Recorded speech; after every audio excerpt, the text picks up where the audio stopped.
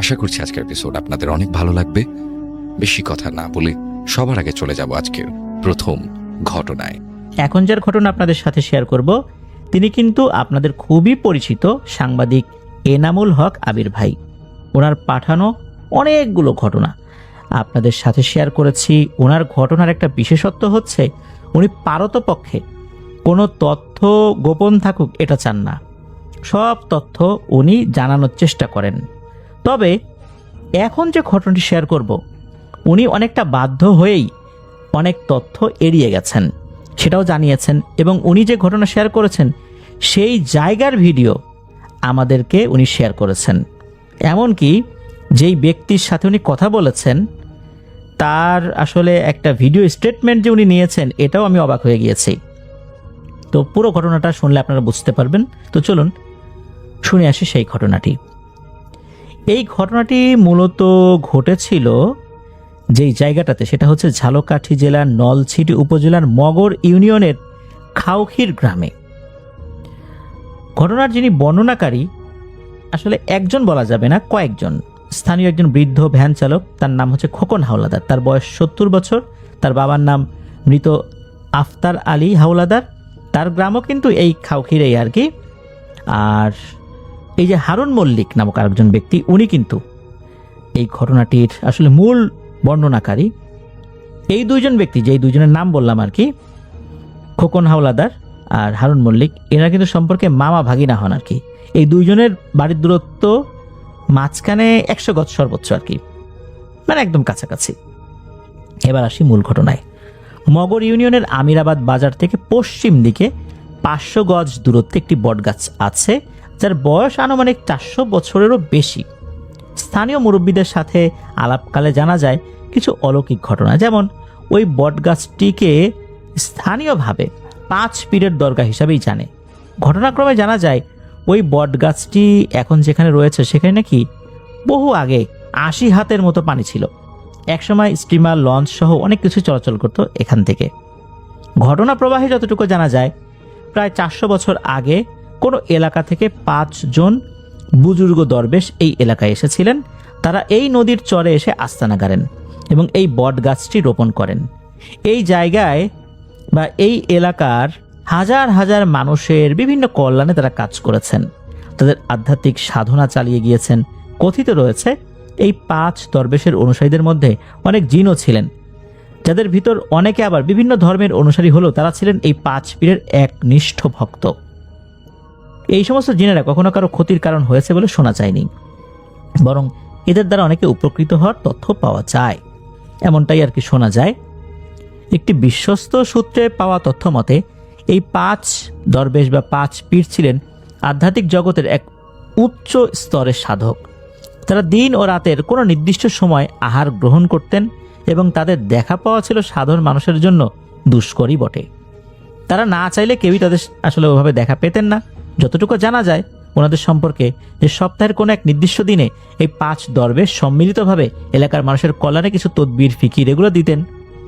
তো ঘটনাটি তো বহু আগের, যার কারণে ওই 5 দরবেশ বা 5 অলিদের নামধাম সম্পর্কে তেমন একটা আসলে জানা যায় না। ঘটনাক্রমে জানা যায় ওই বট গাছটির কোনো পাতা বা ডাল কিংবা কোনো শেকড় ছেঁড়া বা কাটা নিষেধ। যদিও একবার এলাকার একজন লোক আজ থেকে আরো বহু বছর আগে এই গাছের একটি ডাল কেটেছিলেন ইচ্ছাকৃতভাবে, মানে অবজ্ঞা করে। তার পরের দিনে নাকি ওই বট গাছটির ওখান থেকেই একটা কুমিরে তাকে টেনে নিয়ে যায়, তার লাশও আর খুঁজে পাওয়া যায়নি।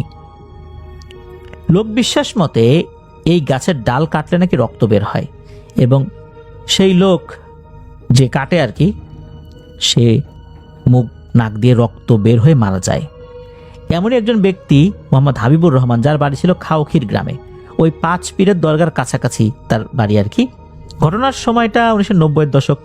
তো উনি ছিলেন শারীরিকভাবে দারুণ সৌন্দর্যের অধিকারী, খুব শক্তপোক্ত একজন মানুষ। তিনি এই বটগাছ সম্পর্কে বেশ উদাসীন ছিলেন আর অনেক কৌতূহলী মানুষও ছিলেন। কি কারণবশত একবার তিনি সিদ্ধান্ত নেন যে এই বটগাছটির একটি ডাল উনি কাটবেনই। যেই ভাবা সেই কাজ, তিনি একটি ডাল ঠিক করে ফেললেন এবং সেটা কাটলেন। কাটার পর হালকা লাল রঙের রক্তও বের হলো। এটা হয়তো বা কোনো কষও হতে পারে, রক্তও হতে পারে, এমনটাই উনি চিন্তা করেছেন। তিনি ভাবলেন এ আর এমন কি, এটা তো আর বিশেষ কিছু না, ওই ব্যক্তি বাড়িতে আসেন, হালকা কাজ শেষে উনি একটু বাগানে যান। এরপর বাগানে যাবার পর মনে হলো কোনো কিছুর সাথে ওনার পায়ে একটু গুঁতা লেগেছে, তীব্র ব্যথা অনুভব করেন। একটু পরেই এই ব্যথাটা আরো বাড়তেই থাকে। স্থানীয় একজন গ্রাম্য ডাক্তারের থেকে প্রাথমিক চিকিৎসা উনি নিয়েছেন, তবে রাতে দেখা যায় ভয়ঙ্কর যন্ত্রণা শুরু হয়েছে। এমনকি ওই রাতেই তার পা ভয়ঙ্করভাবে ফুলে ফেপে ওঠে। এরপর বহু চিকিৎসা করালেও তার পা আর ভালো হয়নি। এক পর্যায়ে তার পায়ে তীব্র পচন দেখা যায়, পা কাটলেও তাকে আর বাঁচানো সম্ভব হয়নি। এরকম আর বহু ঘটনা রয়েছে ওখানে। এবার সেই মূল ঘটনার সময়কাল 2007 সাল। এই খাউখির 5 পীরের দরগায় বটগাছটি থেকে বরাবর দক্ষিণ দিকে 200 গজ দূরত্বে স্থানীয় হারুন মল্লিকের বাড়িতে হারুন মল্লিকের স্ত্রীর সাথেই ঘটনাটি ঘটেছিল। হারুন মল্লিকের স্ত্রীর নামটাও এনামুল হক আবির ভাই আমাদেরকে বলেছেন, সঙ্গত কারণে নামটি প্রকাশ করছি না। ওই ভদ্র মহিলার কাছে একটি সাপ যেত প্রায়ই, যেটা তার পরিবারের অনেকেই দেখেছে। অনেকেই জানতো যে ওই সাপটি ছিল মনসা সাপ। হারুন মল্লিকের স্ত্রীকে স্বপ্নযোগে, আবার স্বাভাবিকভাবেই বিভিন্ন সময় এসেছে, স্বপ্নেও এসেছে, বাস্তবেও এসেছে, তার কাছে এসে নাকি ওই সাপটা কথা বলে ওই বট গাছের গোড়ায় দুধ ও কলা দিতে, আর তাকে পূজা দিতে হবে। এদিকে এই যে হারুন মল্লিক, উনি কিন্তু একজন প্র্যাকটিসিং মুসলিম, ওনার স্ত্রীও কিন্তু এরকমই একজন মহিলা। উনি বরাবরই অস্বীকার করতেন যে না, এই কাজটি আমার দ্বারা হবে না, কেননা এটা আমার ধর্ম এলাও করে না। এদিকে একদিন হয় কি, আচমকা বিকেলের দিকে এই হারুন মল্লিকের ছোট ছেলে খেলতে গিয়ে পড়ে হাত ভেঙে যায়, প্রচণ্ড ব্যথায় ছটফট করতে থাকে। পরের দিন সকালবেলা একটা অলৌকিক বিষয় দেখা যায়, ভাঙা হাতটি সম্পূর্ণভাবে জোড়া লেগে গেছে। এমনভাবে ভেঙেছিল যে এটা ঝুলছিল, অথচ সকালবেলা সেটি সম্পূর্ণভাবে ভালো হয়ে গেছে। ছেলেটা সম্পূর্ণভাবে সুস্থ হয়ে দৌড়ে বেড়াচ্ছে। তখন ওই ছেলেটিকে জিজ্ঞেস করা হলে ওই ছেলেটি জানায় যে মায়ের কাছে যে সাপটি আসে, রাতের বেলা ওই সাপটি এসেছিল। সাপটি এসে কি যেন করেছে, এরপর তার হাত ভালো হয়ে গেছে। এটা শোনার পর সবাই বেশ অবাক হয়ে যায় যে এক রাতের মধ্যে হাতটা এইভাবে ভালো হয়ে গেল। তো যাই হোক, এরই মাঝে ওই সাপটি ওই ভদ্র মহিলাকে আবার স্বপ্নে দেখায় যে তুই বট গাছের গোলায় দুধ কলা দিয়ে আয়, আমাকে একটু পূজা দে। তারপর বিভিন্ন ধরনের টাকা পয়সার প্রলোভন দিতে থাকে, কিন্তু ওই মহিলা বারবারই বলে দেয় যে না, এটা কোনোভাবেই সম্ভব না, এটা আমার দ্বারা হবে না। 2007 সালের 25 নভেম্বর, যে 2007 সালের 25 নভেম্বর ওই রাতে ওই সাপটি সরাসরি ওই মহিলার কাছে যায়, ওই মহিলার সাথে কথা বলতে থাকে। কথা বলার পর সামনাসামনি একটা সাপ ফনা তুলে মানুষের মতো কথা বলছে। প্রিয় লিসেনার্স, একবার চিন্তা করুন যে কি ভয়ঙ্কর একটা ব্যাপার। কিন্তু ওই ভদ্র মহিলা, অর্থাৎ এই হারুন মল্লিকের স্ত্রী, ওই অবস্থাতেও সাফ জানিয়ে দেয় তার দ্বারা এই সাপকে পূজা দেওয়া সম্ভব না, এটা তার ধর্মের সাথে যায় না। তখন ওই সাপটি নাকি বের হয়ে যাচ্ছিল। যখন বের হয়ে যাচ্ছে তখন ওই মহিলার স্বামী হারুন মল্লিকের সামনে সাপটা পড়ে গেছে। তখন হারুন মল্লিক কি করেছেন, এলোপাথারিভাবে একটা ইট দিয়ে আঘাত করতে থাকেন। প্রথমে একটা ইট দিয়ে আঘাত করেছেন, দেখা গেল যে এই আঘাতটা সাপের মাথায় লেগেছে, সাপটা মুচড়ামুচড়ি করছে, আবার ওই ইটটা উঠিয়ে আবার ওটা দিয়ে আঘাত করেছেন। এবার একটা লাঠি নিয়ে উপর্যুপরি আঘাত করা শুরু করেছেন। এদিকে দেখা যায় যে উনি আঘাত করছেন, ভেতর থেকে ওনার স্ত্রী চিৎকার চেঁচামেচি শুরু করেছে। ইট দিয়ে মাথায় আঘাত করেছেন, ওনার স্ত্রীর মাথা ফেটে রক্ত বের হওয়া শুরু হয়েছে। লাঠি দিয়ে আঘাত করছেন, ওনার স্ত্রীর শরীরে সেই লাঠির আঘাত লাগছে এবং লাঠির আঘাতের যে চিহ্ন এটা ফুটে উঠছে। এদিকে হয় কি, ওই সাপটা মারাও যায়। হারুন মল্লিক ওই সাপটিকে মেরে পাশের বাগানে ফেলে দেয়। হারুন মল্লিক একজন দিনদার, পরহেজগার, খাঁটি ইমানদার ব্যক্তি, তাই উনি ওনার স্ত্রীর মুখে এই সাপের বিষয়টা আগেও শুনেছিলেন। এই কারণে সাপটির কথা শুনতে শুনতে উনি সাপের উপর বেশ বিরক্ত এবং ক্ষিপ্ত হয়েছিলেন, যার চূড়ান্ত ক্ষোভের বহিঃপ্রকাশ কিন্তু এইবার হলো ওই সাপটিকে হত্যা করার মাধ্যমে। রাতের বেলা, ওই রাতেই আর কি, প্রচণ্ড ভাঙচুর শুরু হয়ে যায় বাড়ির আশপাশের বাগানে। এমত অবস্থায় ওই ভদ্র মহিলার অবস্থা আশঙ্কাজনক অবস্থায় পৌঁছায়। ওই রাতে মহিলাকে বেঁধেও রাখা যায় না, তার শরীরে 50-60 জন লোকের শক্তি চলে এসেছে। যেই তার কাছে যায় তাকে ছুঁড়ে ফেলে একদম ছোটখাটো কোনো ঢিলের মতো। ওই রাতে ওই মহিলা হঠাৎ করে হুবহু সাপের মতো আচরণ শুরু করে। সাপ যেরকম ফোঁস শব্দ করতে থাকে, ঠিক এইভাবে শব্দ করছে। এই দেখে ওনার স্বামী বাড়ির পাশের একজন রাকিকে ডেকে নিয়ে আসলে সেই রাকি এসে বলে যে ভাই, এটা আমার পক্ষে সম্ভব না, এটা হচ্ছে মনসার আসর, এটার চিকিৎসা, এটার ঝাড়ফুঁক করার বিদ্যা এটা সম্পূর্ণভাবে আলাদা, এটা একটা বিশেষ জ্ঞান, এটা সাধারণ ঝাড়ফুঁকের মতো না। তবে উনি একটা পরামর্শ দেন, যে করেই হোক এনাকে আটকে রাখতে হবে, অর্থাৎ ওই ভদ্র মহিলা যেন কোনোভাবেই ঘর থেকে বাইরে বের না হয়। ঘর থেকে যদি একবার বাইরে বের হয়ে যায় তাহলে তাকে আর খুঁজে পাওয়া যাবে না। তখন ঘরের সব দরজা জানালা আটকে দিয়ে দরজার বাইরে পাহারা বসানো হয় এবং দরজার বাইরে থেকে পেরেক মেরে দেওয়া হয় যাতে করে দরজা সহজে খোলা না যায়। সবচেয়ে ভয়ঙ্কর একটা ব্যাপার ঘটে যায়, তা হচ্ছে রাত তখন 2-2:30টার মতো বাজে। তখন কেউ একজন ওই বেড়ার ছিদ্র দিয়ে ভেতর দিকে তাকিয়েছে যে ঘটনাটা কি। তখন সে যেটা দেখে এটা আসলে কেউ বিশ্বাসই করতে চাইবে না। সেটা হচ্ছে ওই ঘরের মধ্যে কোনো মহিলা নাই, সেখানে ভয়ঙ্কর একটা সাপ কুণ্ডুলি পাকিয়ে শুয়ে আছে। এইটা যেইরা ওই লোকটা দেখেছে সে তো একটা চিৎকার দিয়ে উঠেছে যে আরে এটা কি, ঘরের ভিতর তো এই হারুন মোল্লার বউ নাই, বউ তো সাপ হয়ে গেছে। তখন তো ওই দরজা খোলা হয়, দরজা খোলার পর দেখে যে এই ঘটনা। চারদিকে তো ছড়িয়ে যায় যে হারুন মোল্লার বউ সাপ হয়ে গেছে। একটা মানুষ কিভাবে সাপ হয়ে যায় এই জিনিসটা দেখার জন্য বহু মানুষ ওই রাতের বেলা আসা শুরু করেছে। সবাই এসে দেখে এই ঘটনা। যেই ওই সাপটিকে দেখেছে এমন ভয় পেয়েছে, সবাই এক নজর দেখে দিক বিদিক দৌড়ানো শুরু করেছে। ঘটনার বর্ণনাকারী যে খোকন মিয়া, উনি নিজেও এই ঘটনাস্থলে উপস্থিত ছিলেন। তিনি নিজের চোখে দেখেছেন ওই সাপটাকে একটি বড় হাঁসকে ছো মেরে গিলে ফেলেছে। সাপটি হাঁসটিকে খেয়ে পুনরায় আবার ঘরের দরজার সামনে গিয়ে ঘরের ভেতরে প্রবেশ করে আবার কুণ্ডুলি পাকিয়ে বসেছে। এদিকে সরাসরি সাপ রূপে হাঁস খেয়েছে। এই জিনিসটা তো আসলে খোকন চাচা নিজেও দেখেছেন, শুধু যে উনি দেখেছেন তা না, ওই বাড়ি আরও বেশ কিছু লোকজন দেখেছেন। দিনের বেলায় এই ঘটনা ছড়িয়ে পড়ে থানা, উপজেলা, এমনকি জেলা পর্যায়ে। অনেক লোকজন তো দেখতে আসছে। কিন্তু এর মধ্যে ঘটে আর একটা ঘটনা। অনেকেই দেখে যে ওই সাপটি অস্বাভাবিকভাবে মোচড়ানো শুরু করেছে এবং এর আকার আকৃতিও পরিবর্তন ঘটছে। একটা পর্যায়ে নাকি ওই সাপটা আবার ওই ভদ্র মহিলার রূপে ফেরত আসে। তবে তার হিংস্রতা সাপের মতোই ছিল, ফোঁসফোঁস করা, এমনকি কাঁচা হাঁস, মুরগি, মাছ ছিঁড়ে ছিঁড়ে খাওয়া কোনোটাই বাদ যায় না। আর তার যে জিহ্বাটা এটা বারবার সাপের মতো বের করার ভেতরে ঢোকায়, আর তার চোখ দিয়ে মনে হচ্ছে আগুন ঝরছে। সে যখন এক জায়গা থেকে আরেক জায়গায় যাওয়ার চেষ্টা করে, সে কিন্তু পায়ে হেঁটে যাচ্ছে না, সে সাপের মতো গড়িয়ে এঁকে বেঁকে যাওয়ার চেষ্টা করছে। সে মানুষের রূপে থাকলেও পরিপূর্ণ আচার আচরণ সাপের মতো হয়ে যায়। এক পর্যায়ে ওনাকে মোটা শিকল দিয়ে বেঁধে রাখতে হয়। ওনাকে নাকি বহু ওঝা কবিরাজ দেখানো হয়েছে, কিন্তু উনি সুস্থ হন নাই। এভাবেই চলতে থাকে প্রায় 6 মাস। এই রকম দেখা যায় কিন্তু ওনার ভিতরে এই সমস্যাটা ছিল।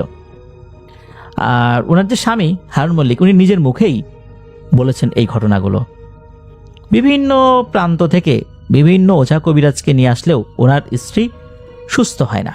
একটা পর্যায়ে এই ঝালকাঠি জেলার রাজাপুর উপজেলার জগন্নাথপুর এলাকার একজন হিন্দু ঠাকুর ছিলেন, যিনি 1971 সালের মহান মুক্তিযুদ্ধ চলাকালীন এই এলাকায় আসেন। এরপর থেকে এখানেই থেকে গিয়েছিলেন। তো ওনার নাম হচ্ছে দুলা ঠাকুর। এই দুলা ঠাকুরের কাছে নিয়ে গেলে উনি বলেন যে আরে এই বিদ্যা তো এত সহজ বিদ্যা না। এই বিদ্যা হিন্দু, মুসলিম বা বৌদ্ধ, খ্রিস্টানদের মধ্যে অল্প কিছু লোকজন জানে। মনসা সাপের যেই চিকিৎসা, যে ঝাড়ফুঁক, এটা কিন্তু সবাই জানে না। তো উনি একটা সহজ সমাধান দিয়ে দেন যে এত কিছু করার দরকার নাই, জাস্ট একটা কাজ করো, 80,000 টাকা বা এর থেকে বেশি টাকা দিয়ে একটা গরু কিনবা, এর কম হবে না। এটা কিনে এটাকে জবাই করে মানুষদেরকে খাইয়ে দিবা, তাহলেই ঠিক হয়ে যাবে। সত্যি তাই। এটা করার পর এই হারুন মল্লিকের স্ত্রী একদম স্বাভাবিক জীবনে ফেরত আসেন, আর কোনো সমস্যা হয়নি। তবে এই দুলা ঠাকুর উনি আরও বেশ কিছু বিষয় বলেছিলেন যেটা কিন্তু এই হারুন মল্লিক প্রকাশ করতে নিষেধ করেছেন। যদিও বা এনামুল হক আবির ভাইকে বলেছেন, তবে এটা প্রকাশ করার অনুমতি পাওয়া যায়নি। উনি বলেছেন, অর্থাৎ এই দুলা ঠাকুর যিনি, উনি বলেছিলেন যে এই যে মনসা, এই জিনগুলো এমন শক্তিশালী, আর তাদের যে কর্মকাণ্ডগুলো এটা কিন্তু আমরা সাধারণ যে জ্ঞান, এই জ্ঞান দিয়ে চিন্তা করতে পারি না। এরা খুবই রহস্যময়। এরা যদি কারো পিছনে লাগে বংশসহ নির্বংশ করে ছাড়ে। তো হারুন সাহেব যিনি, উনি আরও বেশ কিছু কথা বলেছেন। এটা আসলে প্রকাশ করাটা ঠিক হবে না। আমি নিজেও প্রিয় লিসেনার্স, আমি এনামুল হক আবির ভাইকে বলেছিলেন যে ভাই, মনসা সাপের এই বিষয়গুলো আসলে আমাদের পক্ষে ওভাবে প্রকাশ করার উচিত হবে না। দেখা যাচ্ছে তাদের যে গোপন জিনিসগুলো, এগুলো গোপনই থাক, এগুলো আমারও জানার দরকার। আমিও এনামুল হক আবির ভাইকে বলেছিলাম যে ভাই এটা আমাকেও বলেন না, আপনি শুনেছেন এটা আপনার মধ্যেই রাখেন, যে জিনিস প্রকাশ করা নিষেধ সেটা নিষেধই থাক, যে জিনিস সবাই জানে আমরা সেটা বলার চেষ্টা করি। তো যাই হোক, এই যে দুলা ঠাকুর যিনি, উনি 1971 সালের মহান স্বাধীনতা যুদ্ধ চলাকালীন এই এলাকার সাঙ্গর পাইতরা বনে আশ্রয় গ্রহণ করেন, আর ওই জঙ্গলে বসে উনি সাধনা শুরু করেন। মহান স্বাধীনতা যুদ্ধের পর ধীরে ধীরে উনি ওই এলাকার বেশ পরিচিত এক মুখ হয়ে ওঠেন, এই ঝাড়ফুঁক কবিরাজি। এই কারণে আর কি অনেক মানুষ আল্লাহর রহমতে ওনার দ্বারা উপকৃত হয়েছে। আর এনামুল হক আবির ভাইয়ের বাড়ি থেকে তার বাড়ির দূরত্ব প্রায় 1.5 কিলোমিটারের মতো। তো খাউখির ঝড়ঝৈরা তলা বা 5 পীরের দরগার ওখানে অবস্থিত প্রাচীন যে বটগাছটি রয়েছে, এই বটগাছটির গোড়ায় যে ফাঁকা স্থানটি রয়েছে, এখানে এলাকার বহু মানুষ 2টি বিশাল আকৃতির কালো সাপকে দেখেছে, যে সাপগুলোর মাথায় মুকুট রয়েছে। এলাকার অনেকের ভাষ্য যে গভীর রাতে, রাত প্রায় 3টার দিকে, এই 2টি সাপ শো শো শব্দ করে প্রায়ই এই বটগাছ থেকে শুরু করে ওখান থেকে আরও একটি দরগা বাড়ি আছে ওখানে চলাচল করে থাকে। তবে এত বড় আকৃতির সাপ দেখলেই যে কোনো মানুষের ভয়ে কিন্তু অবস্থা খারাপ হয়ে যাবে। স্থানীয় বেশ কয়েকজন মুরব্বীর সাথে আলাপকালে জানা যায় যে ওই সাপ দুটিকে তারা ছোটবেলা থেকে আজ পর্যন্ত বহুবারই দেখেছেন। এই সাপ দুটি সাপের আকৃতি থেকে, মানে সাধারণ সাপের আকৃতি থেকে বেশ কয়েক গুণ বড়, আর তারা যখন চলাচল করে তারা এমনভাবে গর্জন করে মনে হচ্ছে বজ্রপাত হচ্ছে। এই সাপ দুটি রাতের নির্দিষ্ট কিছু সময় এই 5 পীরের দরগা থেকে অন্য একটি দরগা বাড়ির ঘন জঙ্গল বেষ্টিত এলাকায় চলাচল করে থাকে।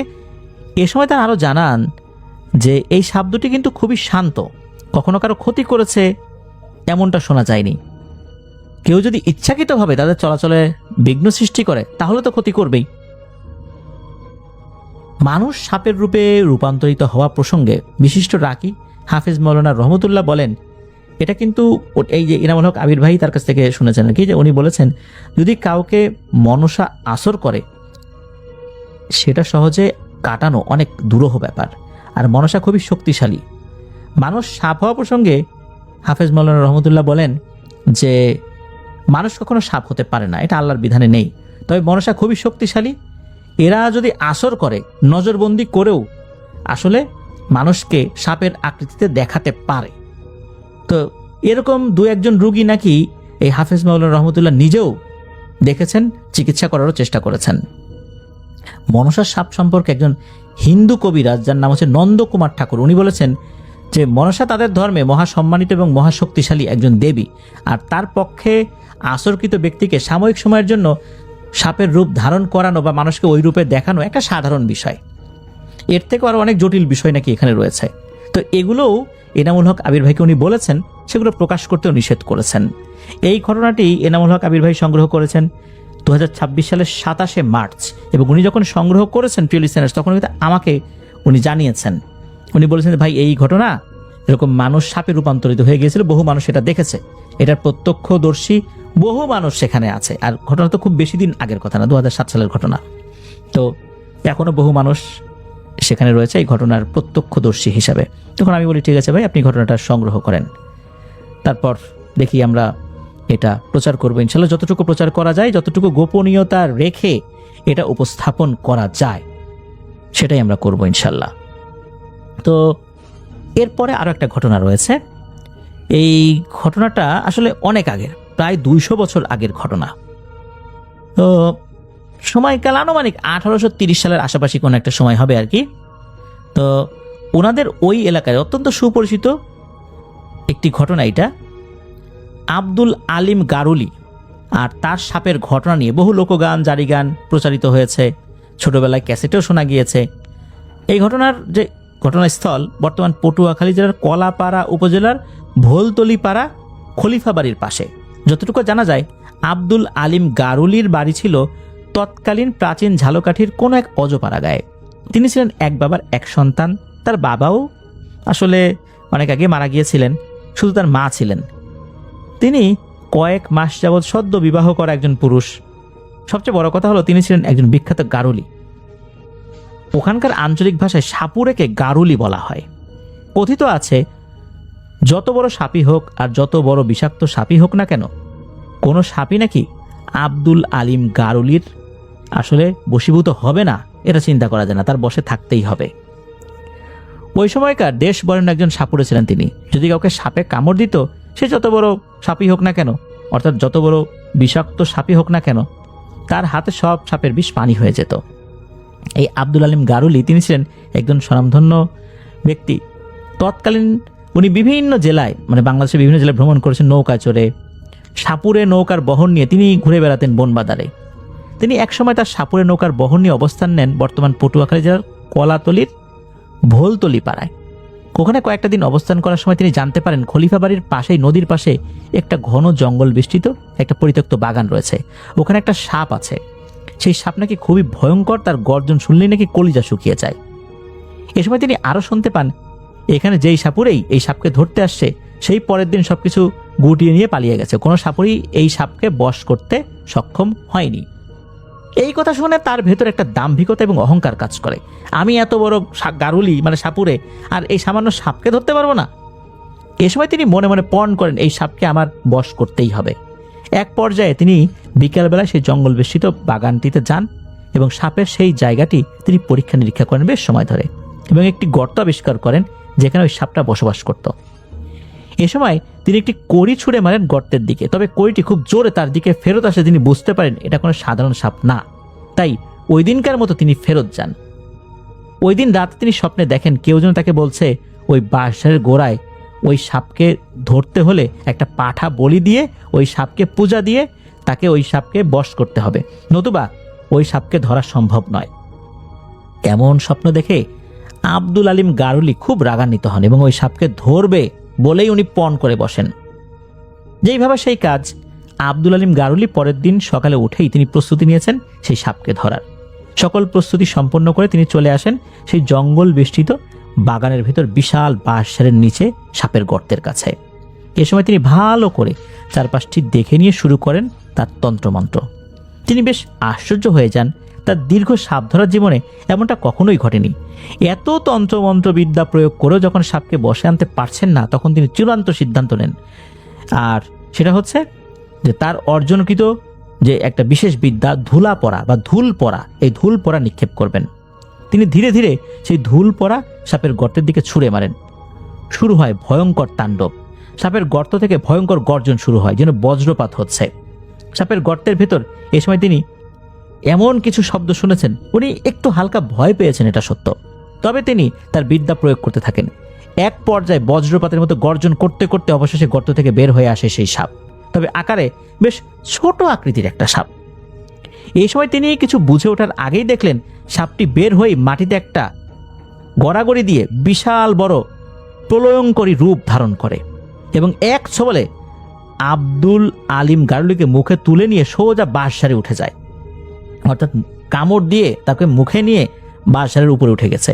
কথিত আছে ওই সাপ নাকি 3টা বাঁশ ঝাড় পেঁচিয়ে ধরে আব্দুল আলিমকে বা আব্দুল আলিম গারুলিকে মুখে নিয়ে একেবারে বাঁশের মাথায় উঠে যায়। এদিকে আব্দুল আলিম গারুলির মায়ের মনের ভিতর কিন্তু ছটফট করতে থাকে। তিনি সবার কাছে নিজের ছেলের খোঁজ খবর করতে থাকেন, কেউ তো খোঁজ খবর দিতে পারে না।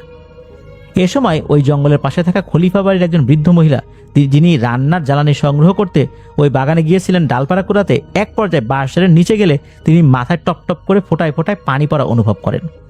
পানির উৎস খোঁজ করতে গিয়ে তিনি যখন উপরের দিকে তাকিয়েছেন, তখন প্রচণ্ড ভয়ে একটা চিৎকার করেন, ওরে বাবারে মারে, এ কি হলো রে। এ সময় তিনি দেখতে পান বিশাল ভয়ঙ্কর একটি সাপ একটি মানুষকে কামড়ে ধরে বাঁশের ঝাড়ে পেঁচিয়ে আছে। এই ভয়ঙ্কর দৃশ্য দেখে তিনি ছুটে যান বাড়ির ভেতরে এবং চিৎকার চেঁচামেচি করতে থাকেন। এই সময় এই ঘটনা শুনে কেউ কেউ ছুটে যান তাদের বাড়ির পাশে অবস্থানরত সাপুরেদের নৌকায়। চিৎকার চেঁচামেচি এই ঘটনা শুনে আব্দুল আলিম গারুলের মা ও তার স্ত্রী ছুটে সেই বাগানে গিয়েছেন। আশেপাশে শত শত মানুষ কিন্তু দেখেছেন এই দৃশ্য। তবে এই সাপকে ধরার প্রস্তুতি এবং স্বপ্নে দেখা সকল বিষয়টি আব্দুল আলিম গারুলি তার মা এবং স্ত্রীকে আগে থেকে জানিয়েছিলেন যে এই সাপটিকে এইভাবে ধরতে হবে, আর না হলে কিন্তু ধরা যাবে না। এ কথা শোনার পর কিন্তু তার মা এবং স্ত্রী নিষেধ করেছিলেন যে এটায় যেন ইনভলভ না হয় আব্দুল আলিম গারুলি। তবে বলে রাখা ভালো, আব্দুল আলিম গারুলির স্ত্রী ছিলেন বংশ পরম্পরায় একজন সাধক। তিনি আব্দুল আলিম গারুলি থেকেও অনেক বড় বিদ্যায় পারদর্শী ছিলেন, যেটা উনি কখনোই কারো কাছে প্রকাশ করেননি। কখনোই উনি স্বামীর থেকে নিজেকে বড় করার জন্য এমন কোনো কাজ করেননি যেটাতে তার স্বামীর অমর্যাদা হয়। এখন তার স্বামী এই অবস্থায় আছে, উনি কি করবেন? আব্দুল আলিম গারুলির স্ত্রী লোকদেরকে বললেন যে একজন হিন্দু ঠাকুর ডেকে আনতে এবং একটি পাঠা নিয়ে আসতে। যেভাবে সেই কাজ, সবাই মিলে পাশের মন্দির থেকে একজন পুরোহিতকে ডেকে আনেন। তিনি পূজার সমস্ত আয়োজন করেন, একটা পাঠা বলি দিয়ে পূজা শুরু করেন। কথিত আছে 6 চারি দুধ, চারি মানে অনেক বড় একটি পাত্র, তো চারি ভর্তি দুধ ও 1 চারি দুধ কলা মিশ্রণ রাখা হয়। এ সময় আব্দুল আলিম গারুলির স্ত্রী তার বিদ্যা প্রয়োগ করতে থাকেন। ধীরে ধীরে ওই সাপ আব্দুল আলিম গারুলিকে মুখে নিয়ে নিচে নেমে আসে। আব্দুল আলিম গারুলিকে মাটিতে রাখে। এ সময় দেখা যায় বিষে আব্দুল আলিম গারুলির শরীর নীল বর্ণ হয়ে গেছে। আব্দুল আলিম গারুলির স্ত্রী তার বিদ্যা প্রয়োগ করতে থাকেন। এক পর্যায়ে সাপ আব্দুল আলিম গারুলির শরীর থেকে বিষ তুলে ওই 6 চারি দুধের ভিতর ঢালতে থাকে। এক পর্যায়ে সাপ আব্দুল আলিম গারুলির শরীর থেকে বিষ তুলতে তুলতে শেষমেশ 6টা চারি ভর্তি একদম যেই দুধগুলো ছিল কালো হয়ে যায়। আব্দুল আলিম গারুলি বিষমুক্ত হয়। এক পর্যায়ে সকলে ধরাধরি করে আব্দুল আলিম গারুলিকে নিরাপদ আশ্রয়ে সরিয়ে নিয়ে যায়। কথিত আছে এর কিছুক্ষণ পরেই সেই সাপ দুধ কলা রাখা চাইতে মুখ দিয়ে নিমিষেই সব খেয়ে ফেলে। এক পর্যায়ে আব্দুল আলিম গারুলির স্ত্রীর কাছে বশ মানে সেই সাপ। শেষে ধীরে ধীরে সাপটি গিয়ে আব্দুল আলিম গারুলির নৌকায় উঠে পড়ে। অবশেষে আব্দুল আলিম গারুলি ভয়ঙ্কর বিপদ ও মৃত্যুর মুখ থেকে ফেরত আসেন। বহু চেষ্টা ও চিকিৎসার 3 দিন পর আব্দুল আলিম গারুলির জ্ঞান ফেরত আসে এবং তিনি কিছুটা সুস্থতা বোধ করেন। যতটুকু জানা যায় ওই সাপটি মোট 7 দিন আব্দুল আলিম গারুলির নৌকায় ছিল। শেষ দিন আব্দুল আলিম গারুলি সাপটিকে বিরাট এক নদীর কিনারায় বসে বিদায় জানায়। তো এই সাপটি নৌকা থেকে নেমে নদীর চড়ায় থাকা মহিষের পাল থেকে মাঝারি আকৃতির একটি মহিষ মুখে নিয়ে নদীতে নেমে যায়। আব্দুল আলিম গারুলির নাম ছড়িয়ে পড়ে দেশ থেকে বিদেশের মাটিতে। যতটুকু জানা যায় সাপটি ছিল মনসা সাপ। এই ঘটনাটি নাকি ওই এলাকার বহু মানুষ বংশ পরম্পরায় শুনে আসছে। এটা নিয়ে কিন্তু গান রচিত হয়েছে, পালা গান, জারি গান, সারি গান, এমনকি ক্যাসেট প্লেয়ারেও কিন্তু এই গান রেকর্ড করা হয়েছে যে সাপে ধরিল রে, সাপে নিয়ে গেল রে, আব্দুল আলিম গারুলি রে, সাপে নেয় ভাই রে উড়াইয়া, এরকম আর কি। সর্বশেষ যে ঘটনাটি এটি শুনেছিলেন এনামুল হক আবির ভাই ওনাদের যে একটা ধানি জমি আছে ওই সাইডের একজন ব্যক্তির কাছ থেকে। তার নাম হচ্ছে তোফাজ্জল বিশ্বাস। তো ঘটনার স্থলটা ওই তোফাজ্জল বিশ্বাস যিনি আর কি, তার বাড়ি থেকে 1 কিলোমিটার দূরত্বে। এই ঘটনাটি নিয়ে ইন্টারনেটে নাকি অনেক ভিডিও আছে, চাইলে যে কেউ গিয়ে বাছাই করে আসতে পারে। তো আমরা যে সর্বশেষ ঘটনাটি শুনলাম আর কি, এটা কিন্তু এই যে আমরা বললাম যে তোফাজ্জল বিশ্বাস বাড়ি থেকে 1 কিলোমিটার দূরত্বে। অনেকেই ইন্টারনেট সার্চ করে, ইউটিউব সার্চ করে কিন্তু এই ঘটনার বিভিন্ন বিষয় সম্পর্কে জানতে পারেন। তো এটাই ছিল ঘটনা। প্রিয় লিসেনার্স, আসলে মনসা সাপ সম্পর্কে অনেকে অনেক কথাই বলেন। অনেকে বলেন যে এদের কিন্তু মাথা একটা না, অনেকগুলো হয়, 3 মাথা, 5 মাথা, 7 মাথা, আরও অনেক মাথাও হতে পারে। এরা আসলে খুবই রহস্যময় একটা জাতি, জিনেদের মধ্যে অত্যন্ত শক্তিশালী একটা জাতি এই মনসা সাপ বা মনসা জিন। রাতের বেলা সাপকে আঘাত করার ক্ষেত্রে অত্যন্ত সতর্কতা অবলম্বন করতে হবে। শুধু তাই না, রাসূলুল্লাহ সাল্লাল্লাহু আলাইহি ওয়াসাল্লাম কিন্তু আমাদেরকে শিখিয়েছেন, কোনো সাপ যদি আমরা কেউ দেখি, সাপকে মারার আগে বলতে হবে তুমি যদি জিন হয়ে থাকো তাহলে চলে যাও। 3 বার বলার পরে যদি না যায় তাহলে বুঝতে হবে সেটা সাপ। তাহলে রাসূলুল্লাহ সাল্লাল্লাহু আলাইহি ওয়াসাল্লাম কিন্তু জানতেন যে তার উম্মতরা ভুল করে অনেক সময় জিনকে মেরে ফেলবে, আর অকারণ তো জিনকে মারা যাবে না। জিনেদের মধ্যে তো এরকম অনেকে আছে সাপের বৈশিষ্ট্যপূর্ণ। এই কারণেই কিন্তু রাসূলুল্লাহ সাল্লাল্লাহু আলাইহি ওয়াসাল্লাম এই সতর্কতা আমাদেরকে শিখিয়েছেন যে এটা কিন্তু আমাদের অবশ্যই মাথায় রাখতে হবে। প্রিয় লিসেনার্স, আমাদের এই ঘটনাটা এ পর্যন্তই ছিল।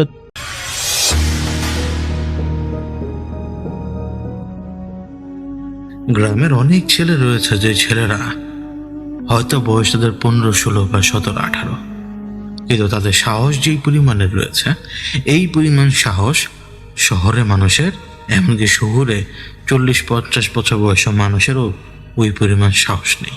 এবং এই ছেলেরা যে দুর্দান্ত কর্ম সাধন করতে পারে তা শহরের মানুষের পক্ষে সাধন করা সম্ভব না। তো সে যেটা বলছে আর কি, ওই অ্যানোনিমাস পার্টিসিপেন্টেরই গ্রাম, এবং সেই গ্রামে একটা ছেলে।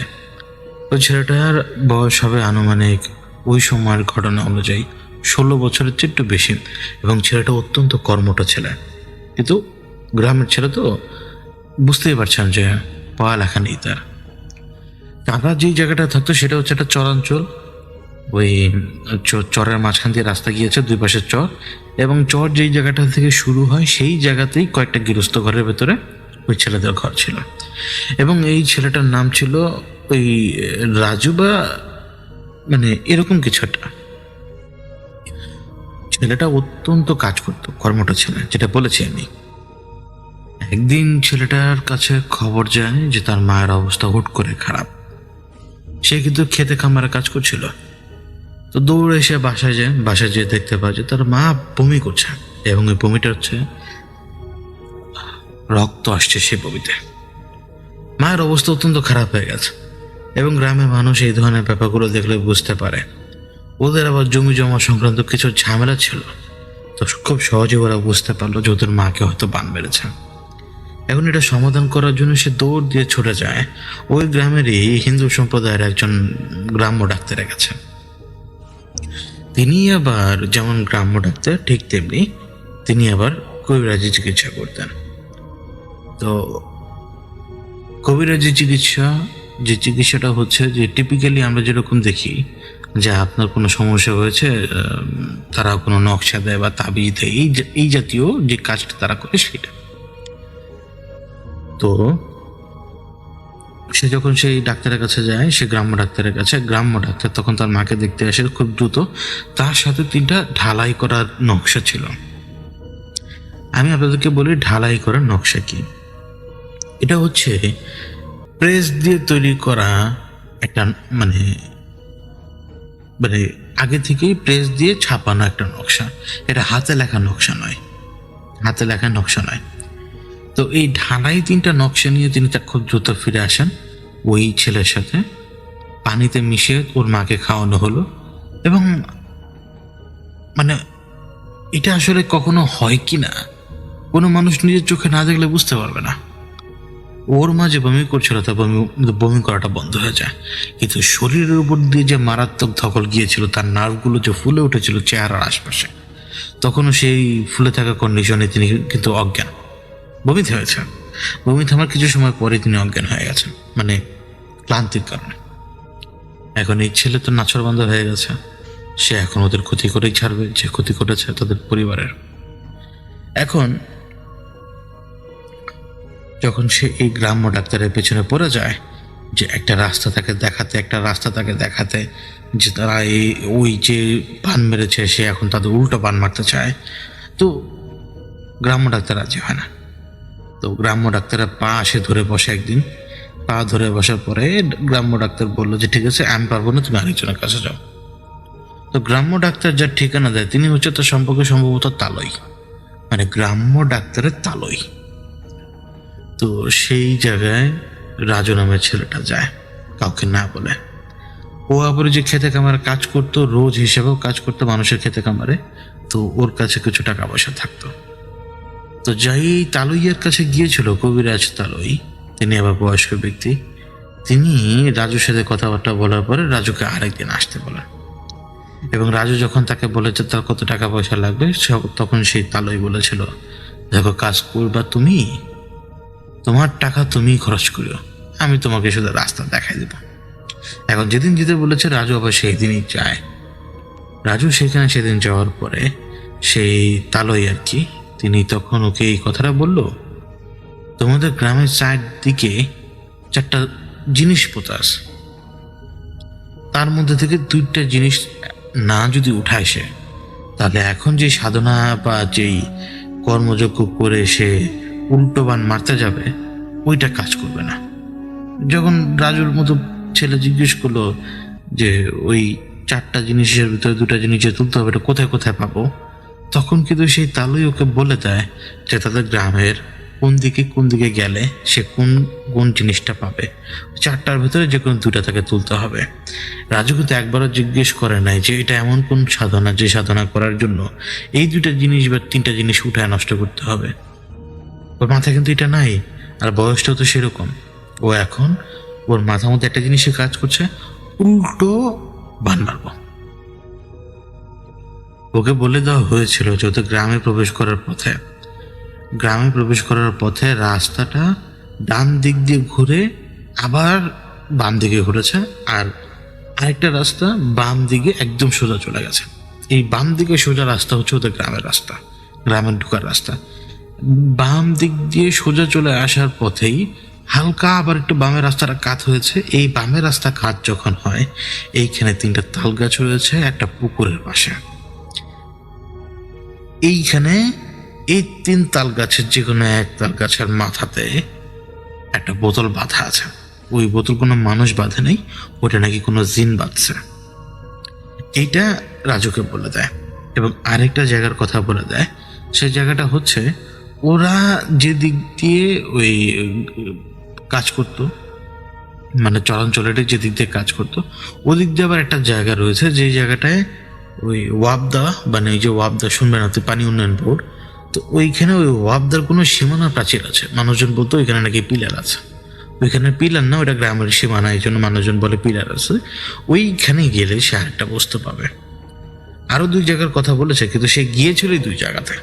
আমি এই জন্য 2 জায়গার কথাই বলছি। সে গ্রামে ঢোকার রাস্তা দিয়ে ওদিন ওই তাল গাছে ওঠার চিন্তা ভাবনা করেছিল, কিন্তু ওঠার পরে মানে একটু পরে সে বুঝতে পারলো যে তাল গাছে ওঠার জন্য প্রস্তুতি প্রয়োজন, এমনি সম্ভব নয়। দেখুন, ছেলেটা কিন্তু একবারও জিজ্ঞেস করেনি যে সেই এই প্রোটেকশন যদি দেওয়া থাকে বা কোনো কিছু যদি ঝুলানো থাকে বা কেন ঝুলানো হয়েছে বা এগুলো ঝুলানো থেকে সরালে তারপরে কিভাবে কাজ করবে, সে কোনো প্রশ্ন করেই নাই। এই জন্য আমরাও জানি না কেন সে রোবটের মতোই কাজগুলো করছে। তো তাল গাছে তো ওঠা সম্ভব না এবং তাকে উঠতে হবে 3টা তাল গাছা। তো সে তখন ডিসাইড করলো যে আজকে এটা না করে ওয়াবদা বোর্ডের ওইখানে যাবে সে। এখন সে ওই পানি উন্নয়ন বোর্ডের যে সীমানা প্রাচীর রয়েছে নদীর পাশ দিয়ে, ওদিকে যায়। নদীর বলতে এটা খাল আর কি, বড় লম্বা সরু খাল, নদী টাইপের খাল। এই জায়গা দিয়ে সে সব সময় চলাফেরা করে। এবার আজকে এখানে আসার পরে সে বুঝতে পারলো যে এই জায়গাটা মানুষ এভাবে কাট করে রেখেছে। কেন কাট করে রেখেছে বলতে, নদীর পানি যাওয়া আসা করে, এমনকি অতিরিক্ত পানি যদি জমির ভিতরে হয়ে যায় তো সে পানি আবার দিক দিয়ে বেরিয়ে আসতে পারবে। অনেকেই বলতো যে ঠিক এই ফাঁকা জায়গার ভেতরে পিলার আছে। এই ফাঁকা জায়গাটা আনুমানিক একটা ভ্যান আড়াআড়ি ভাবে যদি রাখেন অতখানি চড়া, মানে লম্বায় আর কি। এবার সে এখানে খুঁজতে শুরু করলো। মাটি, প্লেন মাটির ভিতরে তুই খুঁজবেন কিভাবে খুঁজবেন? তো ছেলেটার মাথার মধ্যে একটা বুদ্ধি আসলো। ওর মাথায় বুদ্ধি কিভাবে আসলো সেটা ওই ভালো জানে। ওর মনে হলো যে যদি কেউ কোনো কিছু একটা সীমানা ভিতরে রাখে এবং ওই সীমানা যদি সেখানে থাকে তাহলে নদী কিন্তু মাটি ক্ষয় করেছে।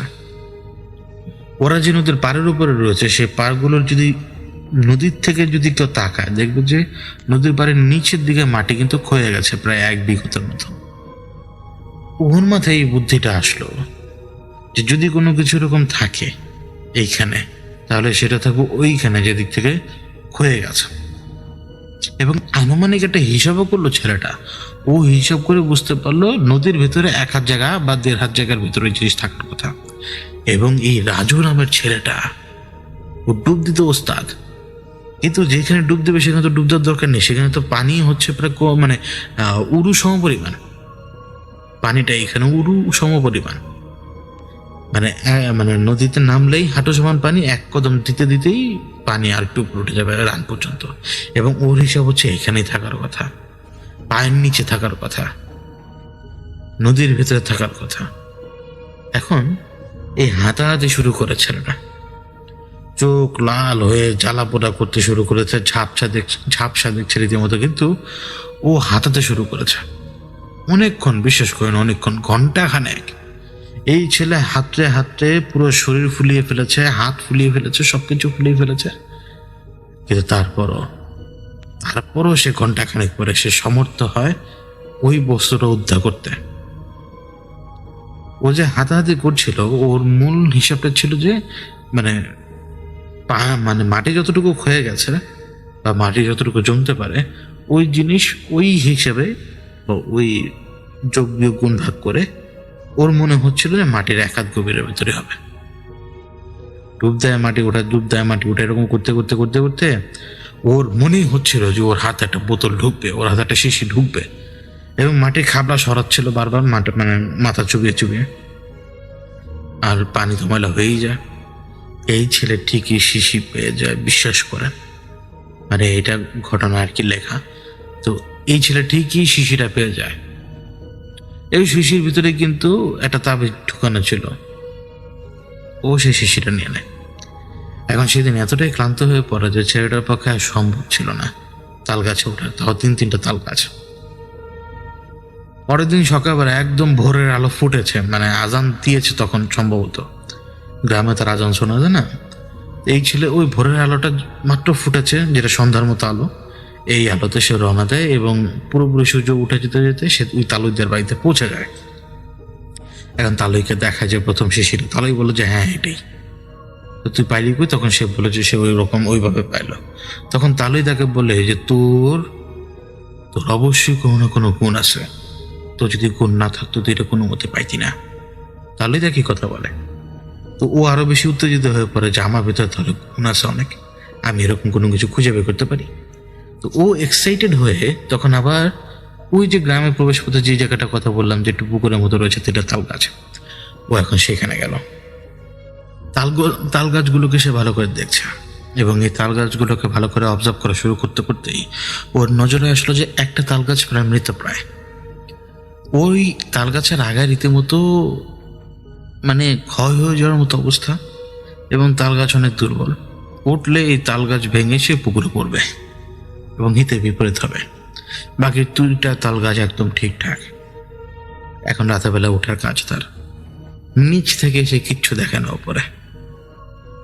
কথিত আছে যে এই তাল গাছগুলোর নিচ দিয়ে মানুষজন যখন যেত, মানে রাজু শুনেছে আর কি, দেখেনি, নিচ দিয়ে যখন যেত তখন তারা দেখতো যে তাল গাছের মাথায় দুজন বোন বসে আছে, 2 বুড়ি আর কি, এক বুড়ি আরেক বুড়ির মাথার উপর বাঁচত, মানুষজন এভাবে দেখতো, উপরে বসে আছে আর কি।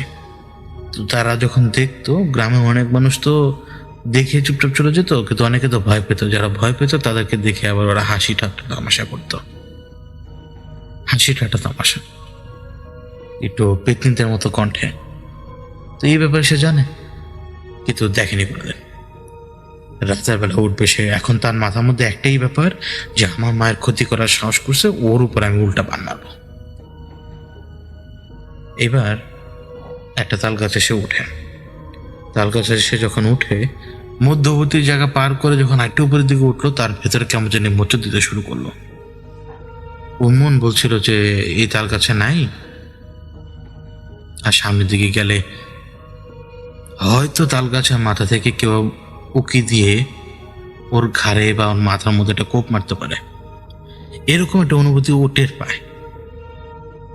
তো মাথার মধ্যে একটা জিনিস কাজ করছে না ওর, যে তালুই বলেছে ওর ভিতরে কোনো গুণ আছে।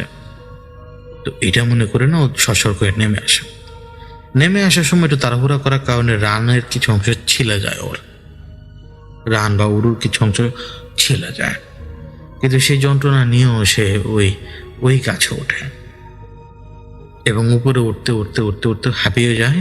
কিন্তু হাঁপিয়ে যাওয়ার পরেও ও ঠিকই তাল গাছের ওই একটা অংশে যে পৌঁছায়, যে অংশে পৌঁছানোর পরে ওকে তাল গাছের ওই 3-4টা যে ডাকবা টাইপের জিনিস রয়েছে, তাল পাতা বড়, এটা সরাতে হবে, এগুলো অত্যন্ত ভারী হয়। তো গাছের উপরে থাকলে এটা অত্যন্ত ভারী আর কি। এগুলো সে যখন সরাতে যাবে, ও নিজের চোখে দেখতে পায় 2টা ছোট্ট বাচ্চা বুড়ি মেয়ে, 2টা ছোট্ট বাচ্চা বুড়ি মেয়ে ওর দিকে তাকিয়ে উকি দিয়ে হাসছে। ওই ছেলে উপর থেকে ধপাস করে পানিতে পড়ে। পড়ার সময় মারাত্মকভাবে ব্যথা পায়, কারণ পানিতে কিভাবে জানি পড়েছিল আল্লাহ জানেন। ও মারাত্মকভাবে ব্যথা পায়, পানিতে পড়ার পরও চিৎকার করে। পরে মানুষ এসে ছেলেটাকে উদ্ধার করে, চিৎকারের কারণে আর কি মানুষ এসে ওকে উদ্ধার করে। ও কোনো রকম টিকে ছিল, ও সাঁতার কাটতে পারছিল না, মানে ও হাতের জোরে টিকে ছিল, ওর 2টা পা অসাড় হয়ে গিয়েছিল। পরে ছেলেটাকে সেখান থেকে উদ্ধার করা হয় এবং ওর মুখ থেকে খুব সহজ স্বীকারোক্তি বেরিয়ে আসে। মানুষজন মনে করেছিল মাছ চুরি করার জন্য ও হয়তো এরকম করেছে, কিন্তু ও সহজ স্বীকারোক্তি দিল। মানুষজন বিশ্বাস করে নাই অনেকে, কিন্তু তারপরে যখন সে তালুইকে জিজ্ঞেস করেছিল একজন ব্যক্তি, যে তখন তালুই বলেছিল যে এরকম একটা কাজ তো তিনি রাজুকে করতে বলেছিলেন, কারণ রাজু চাচ্ছিল যে ওর মার উপরে উল্টো যে জাদু করেছে সেই জাদু উল্টো ঘুরিয়ে দিতে। তো তারপরে আর কি যে ব্যাপারটা আর কি এইভাবে সমাধান হয়। এই ঘটনা সাধনা রিলেটেড এই জন্য যে ওই যে দুইটা বস্তু যে সরাতে হবে, মানে কোনো পাহারা রাখা হয়েছে, এই বস্তুগুলোকে ওইখান থেকে সরিয়ে দিতে হবে, এই ব্যাপারটা রাজুকে দিয়ে করানো হচ্ছিল। এই জন্য পরবর্তীতে রাজু যেটা তার নিজের বয়স হওয়ার পরে বুঝতে পারে যে তালই ওই গ্রামে কারোর উপরে হয়তো চালান দেওয়ার চেষ্টা করছিল বা কোনো কিছু করার চেষ্টা করছিল। দাদু মানে ওই তালই আর কি সেই কাজ করতে পারছিল না। কেন পারছিল না? কারণ ওই গ্রামের উপর একটা প্রোটেকশন ছিল। বাইরে থেকে যদি কেউ হয়তো ওইখানে কোনো আঘাত করে, তাহলে হয়তো ওই প্রোটেকশনের কারণে সেই আঘাতটা যে লাগবে না, এটা তালইয়ের মনে হয়েছিল। তো কোনো প্রোটেকশন তো আসলে নেই। যদি প্রোটেকশন থাকতোই তাহলে রাজুর মা আক্রান্ত হতো না কারো জাদু দ্বারা। তো ওই তালইয়েরই বুদ্ধি ছিল এটা, যে ওকে দিয়ে যদি আগে বন্ধটা সরানো যায়, তারপরে তিনি ওর জন্য কাজ করে দিত, আবার তার নিজের ইচ্ছাও সে ঠিকই করায়ত্ত করে নিত। তো এই ছিল ঘটনা। দুটা ঘটনা শেষ, আর এখন আপনারা শুনবেন আজকের পর্বের শেষ ঘটনাটা। আমাদের এই জীবনটা অনেক বিচিত্র। আমাদের এই বিচিত্র জীবনে যখন সুখ থাকে, তখন কোনো না কোনো দিক থেকে এসে দুঃখ বাধা দেয়। আবার কখনো দুঃখ তার হতাশাকে কাটিয়ে সুখের একটা কিরণ আমাদের চোখের সামনে এনে দেয়। এটা আমাদের জীবনের অংশ। আমাদের জীবন এইভাবেই চলে, চড়াই উতরাই সবসময় থাকে, কোনোদিন তার বদল হয় না। কিন্তু কিছু কিছু সত্য যখন আমরা জানতে পারি, ওই সত্য যখন আমাদের কাছে লুকানো ছিল বছরের পর বছর, মাসের পর মাস, সেই সত্য জানার পরে তার আঘাত অন্যরকম হয়। বুঝদার মানুষের জন্য সেটা অনেকটা একটা বড় ধরনের ধাক্কা। আর যে ব্যয়বুঝ, তার জন্য এটা নিউক্লিয়ার বোমের বিস্ফোরণের সমান। যে জ্ঞানী, সে সমস্ত পরিমাণ বাধা, ব্যথা, বেদনা সব নিজের ভিতরে সাপ্রেস করে রাখতে পারে, প্রকাশ করে না। আর আমাদের মধ্যে থেকে কেউ কেউ তা লুকিয়ে রাখতে পারে না, প্রকাশ করে ফেলে। মুনতাসির বিশেষ হয় না কিন্তু, তাই না, যে বাবা পানিতে ডুবে মারা গেছে, মানে এখন সে যাকে দেখে, যার ব্যাপারে জানে, সে তার বাবা না। অবিশ্বাস্য লাগে না?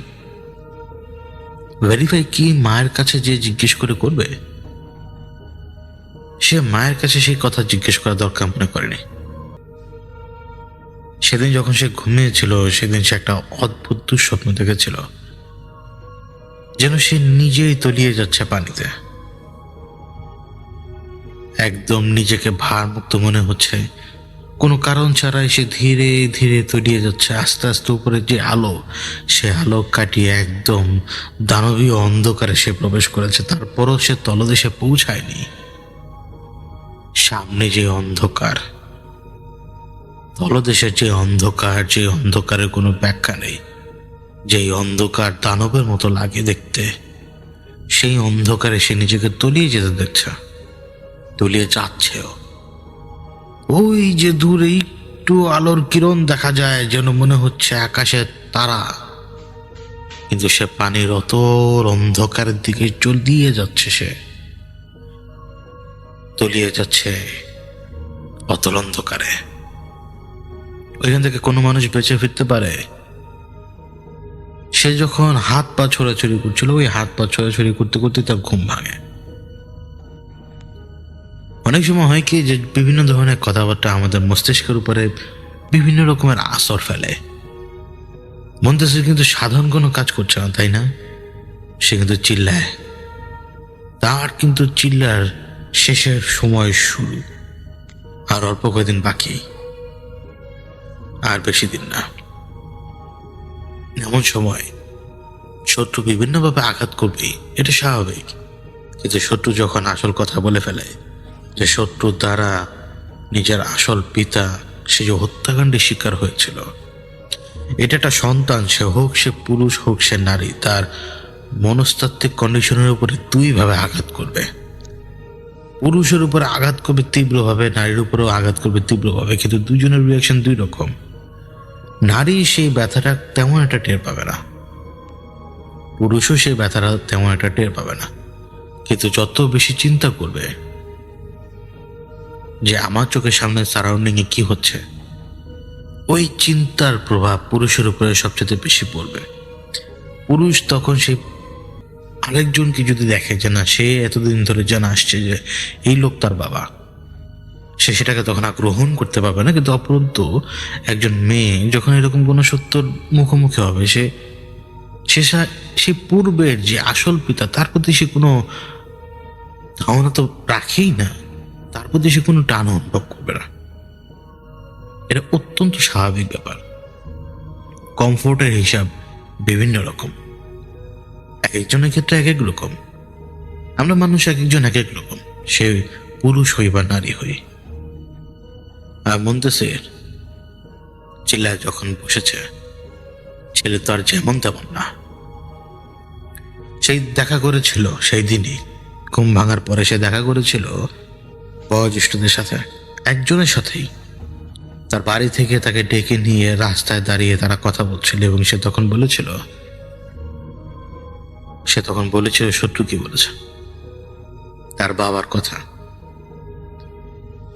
তখন সে বয়োজ্যেষ্ঠের চেহারা বদলে গিয়েছিল। বয়োজ্যেষ্ঠরা ওই ব্যাপার জানতো না যে এমন তো নয়, কিন্তু সত্য লুকিয়ে রাখাই হতো যদি শত্রু সেই সত্য প্রকাশ না করত। তখন তিনি নিজে থেকে বললেন, কথা সত্য, কিন্তু তোর এখন বাবা যে সে কোনো দিক দিয়ে অভাব বুঝতে দেয়নি, তোদের কোনো অভাব বুঝতে দেয়নি। সব কিছু সে সব সময় একজন পিতা যেভাবে ম্যানেজ করে যাওয়ার কথা সেইভাবে সে ম্যানেজ করে গেছে। কিন্তু যে বললাম না, মুনতাসির ছেলে হিসেবে সিট্টুন্নভাবে দেখতে শুরু করবে, তার হুট করে মনে হতে লাগলো গত কিছুদিনের আচরণ বা গত মাসখানেক আগের আচরণ। কারণ এখন তো সে নিজে থেকেই একটা ডিসিশন নিয়ে ফেলেছে যে তো আমার বাবই হতে পারে না, যাকে আমি এখন আমার বাবা হিসেবে দেখছি সে তো আমার বাপই হতে পারে না। মাথার ভিতরে সেটা সেট হয়ে গেল না। সে উত্তর খুঁজতে লাগলো যে তার বাবা মারা গিয়েছিলেন কোথায়। বয়োজ্যেষ্ঠ বলেছিল কোথায়। বয়োজ্যেষ্ঠ চাইলে লুকোতে পারতো, কিন্তু লুকিয়ে লাভ নেই। যখন বাবা মারা যাওয়ার কথা সে জেনে গেছে, তাহলে বাবা কোথায় মারা গিয়েছে সেটা জানা কি কঠিন? মোটেও কঠিন না। তখন বয়োজ্যেষ্ঠ মুনতাসিরের বাবার কি হয়েছিল সেটা বলেছিল তাকে। মুনতাসিরের বাবাও কিন্তু এরকম চিল্লা পালন করছিলেন সেই সময়, কারণ তাকে চিল্লাটা পালন করতে হতোই।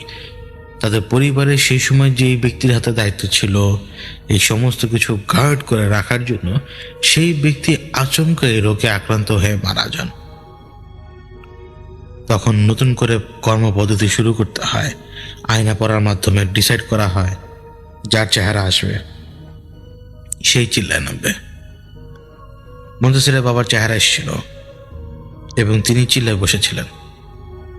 তার চিল্লার ধরন একদম আলাদা ছিল। তার একদম কোনোদিন কোনো ঘটনাই ঘটেনি, কেবলমাত্র শেষ দিনই ঘটনাটা ঘটে।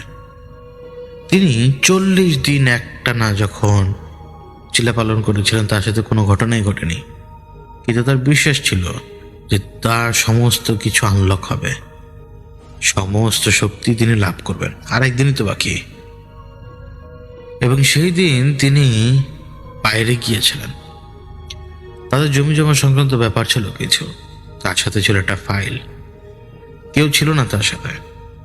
তিনি একটা নৌকায় ছিলেন। নৌকা এমন একটা জায়গায় এসে পৌঁছায়, নদীর কোন দিক থেকে যে এক ধরনের বাতাস এসে হুট করে একটা তুফানের রূপ নিল এবং মুহূর্তের ভেতরে চক্রাকারে সে নৌকাটাকে ঘূর্ণির ভেতরে ফেলে দিল। বাতাস পানির উপরে চক্রাকারে ঘুরতে ঘুরতে একটা ঘূর্ণি রেখা তৈরি করে ফেলেছে। নৌকাটা সেই ঘূর্ণি রেখার মধ্যে পড়েও গেছে এবং নৌকাটা কাত হয়ে শেষ পর্যন্ত ডুবে যায়। নৌকার মাঝি সে লাফ দিয়েছিল, তারপরও সে সাঁতার কেটে ওই ঘূর্ণিবাগ থেকে বেরিয়ে এলো। ওই ঘূর্ণিবাগ থেকে বেরিয়ে আসতে পারেনি মুন্তাসিরের বাবা, কারণ তাকে সর্বসাকুল্যে সেই ফাইল সেভ করে রাখতে হবে। ওই ফাইলটাই আসল।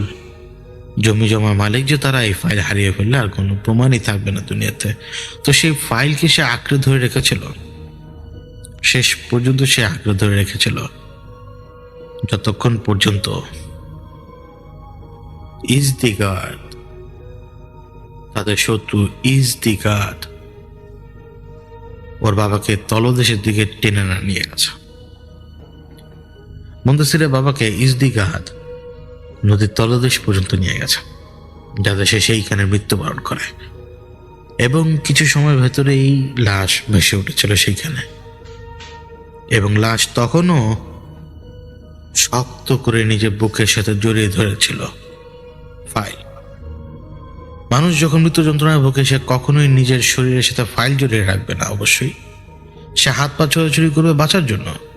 অর্থাৎ ইজদিগাদ, সেই শত্রু, সে ওর বাবাকে জড়িয়ে ধরে রেখেছিল যাতে ওর বাবা নড়াচড়া না করতে পারে। এই বয়োজ্যেষ্ঠরা সেই সময় কিন্তু আরো কিছু কম বয়সী লোক ছিলেন, তখনও তাদের আবার বয়োজ্যেষ্ঠ ছিল। সে বয়োজ্যেষ্ঠগণ কিন্তু তখন রায় দিয়েছিলেন যেটা শত্রু ইজদিগাদের কাজ। ইজদিগাদ এই যে শত্রু তার এই পুরো পরিবারের সাথে কত জেনারেশন ধরে চলছে তা এখন পর্যন্ত মুন্তাসির জানে না, এখনো জানে না যে শত্রুতা কেন। কিন্তু ইজদিগাদ সেই পরিবারের পেছনে লেগে রয়েছে। প্রত্যেকটা পরিবার এমন একটা অবস্থার ভেতরে দিয়ে যায় যখন যে ব্যক্তি চিল্লা পালন করার পরে ইজদিগাদের মুখোমুখি হওয়ার মতো যোগ্যতা রাখে, তার চলে যাওয়ার পরে পুরো পরিবারের ভেতর থেকে কাউকে না কাউকে টেনে এনে সেই জায়গায় বসানো হবে, এটা পুরো পরিবারই জানে। এক অদ্ভুত রীতিনীতি। অনেক সময় অনেক মানুষ চিন্তা করতে পারে যে কার শত্রুতা কার উপরে এসে বর্তায়, কেন বর্তায়? কারণ আমি তো আমার এই সঠিক জীবনে কোনো কাজই করিনি এমন যে আমার এরকম একটা জিন শত্রু হয়ে যাবে, তাও ইজদিগাদ। হয় নাকি এমন? হতেই পারে, অনেক ঘটনাই তো ঘটে মানুষের জীবনে। কিন্তু মুন্তাসির যখন এই সমস্ত কথা শুনলো, শোনার পরে সে অতটুকু তো শুনলো যে তার বাবা ঘূর্ণি বাক্যের ভিতরে পড়ে গিয়েছিল, তাকে ইজদিগাদ পানির তলদেশে নিয়ে গিয়েছিল, তার মৃত্যু নিশ্চিত করেছিল সে। এই সমস্ত কথা সে শুনলো বয়োজ্যেষ্ঠ কাছ থেকে, কিন্তু এতটুকু, বেশি না। কিন্তু নিজের মাকে সে যে জিজ্ঞেস করেনি। সেই দিন বিকালে সে যখন তৈরি হচ্ছিল চিল্লার জন্য, সে শুধু চিল্লার জন্য তৈরি হচ্ছিল না, এই ছেলে লড়াইয়ের জন্য তৈরি হচ্ছিল। লড়াই, এ এক এমন লড়াই যে লড়াইয়ে একটা মানুষ কখনো কখনো 1 লক্ষের বিরুদ্ধে লড়তে পারে। এটা এমন এক ধরনের লড়াই। আর আজ মুন্তাসির সেই লড়াই করার জন্য সে তৈরি হচ্ছে তার নিজের বাবার জন্য, সেই প্রতিশোধ নেওয়ার জন্য। প্রতিশোধ নেওয়া অত্যন্ত জরুরি।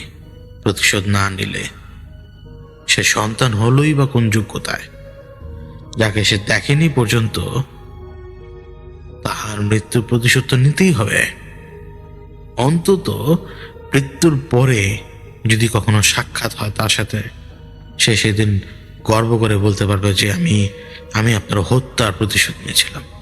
ছেলে মানুষই হলেও ওযু করার সময় কিন্তু তার মাথার মধ্যে এই চিন্তাই ছিল।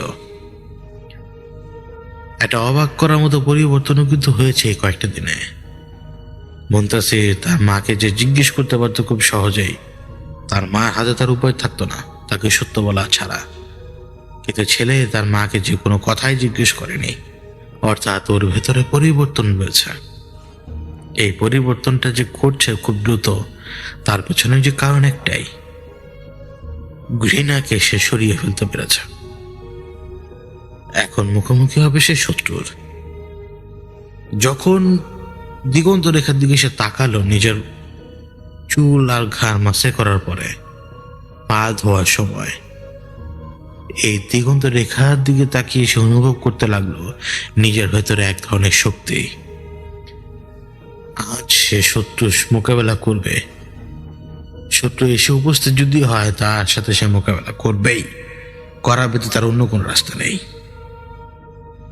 আউযু বিল্লাহি মিনাশ শাইতানির রাজিম, আউযু বিল্লাহি মিনাশ শাইতানির রাজিম, আউযু বিল্লাহি মিনাশ শাইতানির রাজিম, আউযু বিল্লাহি মিনাশ শাইতানির রাজিম। চিল্লা পালন করে যাচ্ছে মুনতাসির, ঠিক আগের নিয়মে, সবসময় ঠিক যে নিয়ম ছিল, আউযু বিল্লাহি মিনাশ শাইতানির রাজিম। কিন্তু আজ না রয়েছে সেই মোটা মহিলা, না রয়েছে সেই নারী, তরুণীও বলা যায়, যাকে সে ভালোবাসত। আজ তারা কেউ নেই তার আশপাশে, এমনকি তার মস্তিষ্কের ভেতরেও তারা নেই। মস্তিষ্কে শুধু একজন জায়গা অধিকার করে রেখেছে, সে হচ্ছে ইজদিগাদ, কারণ সে এখন তার তালাশে। আউযু বিল্লাহি মিনাশ শাইতানির রাজিম। চিল্লার শেষ সময় চলছে, কিন্তু এখন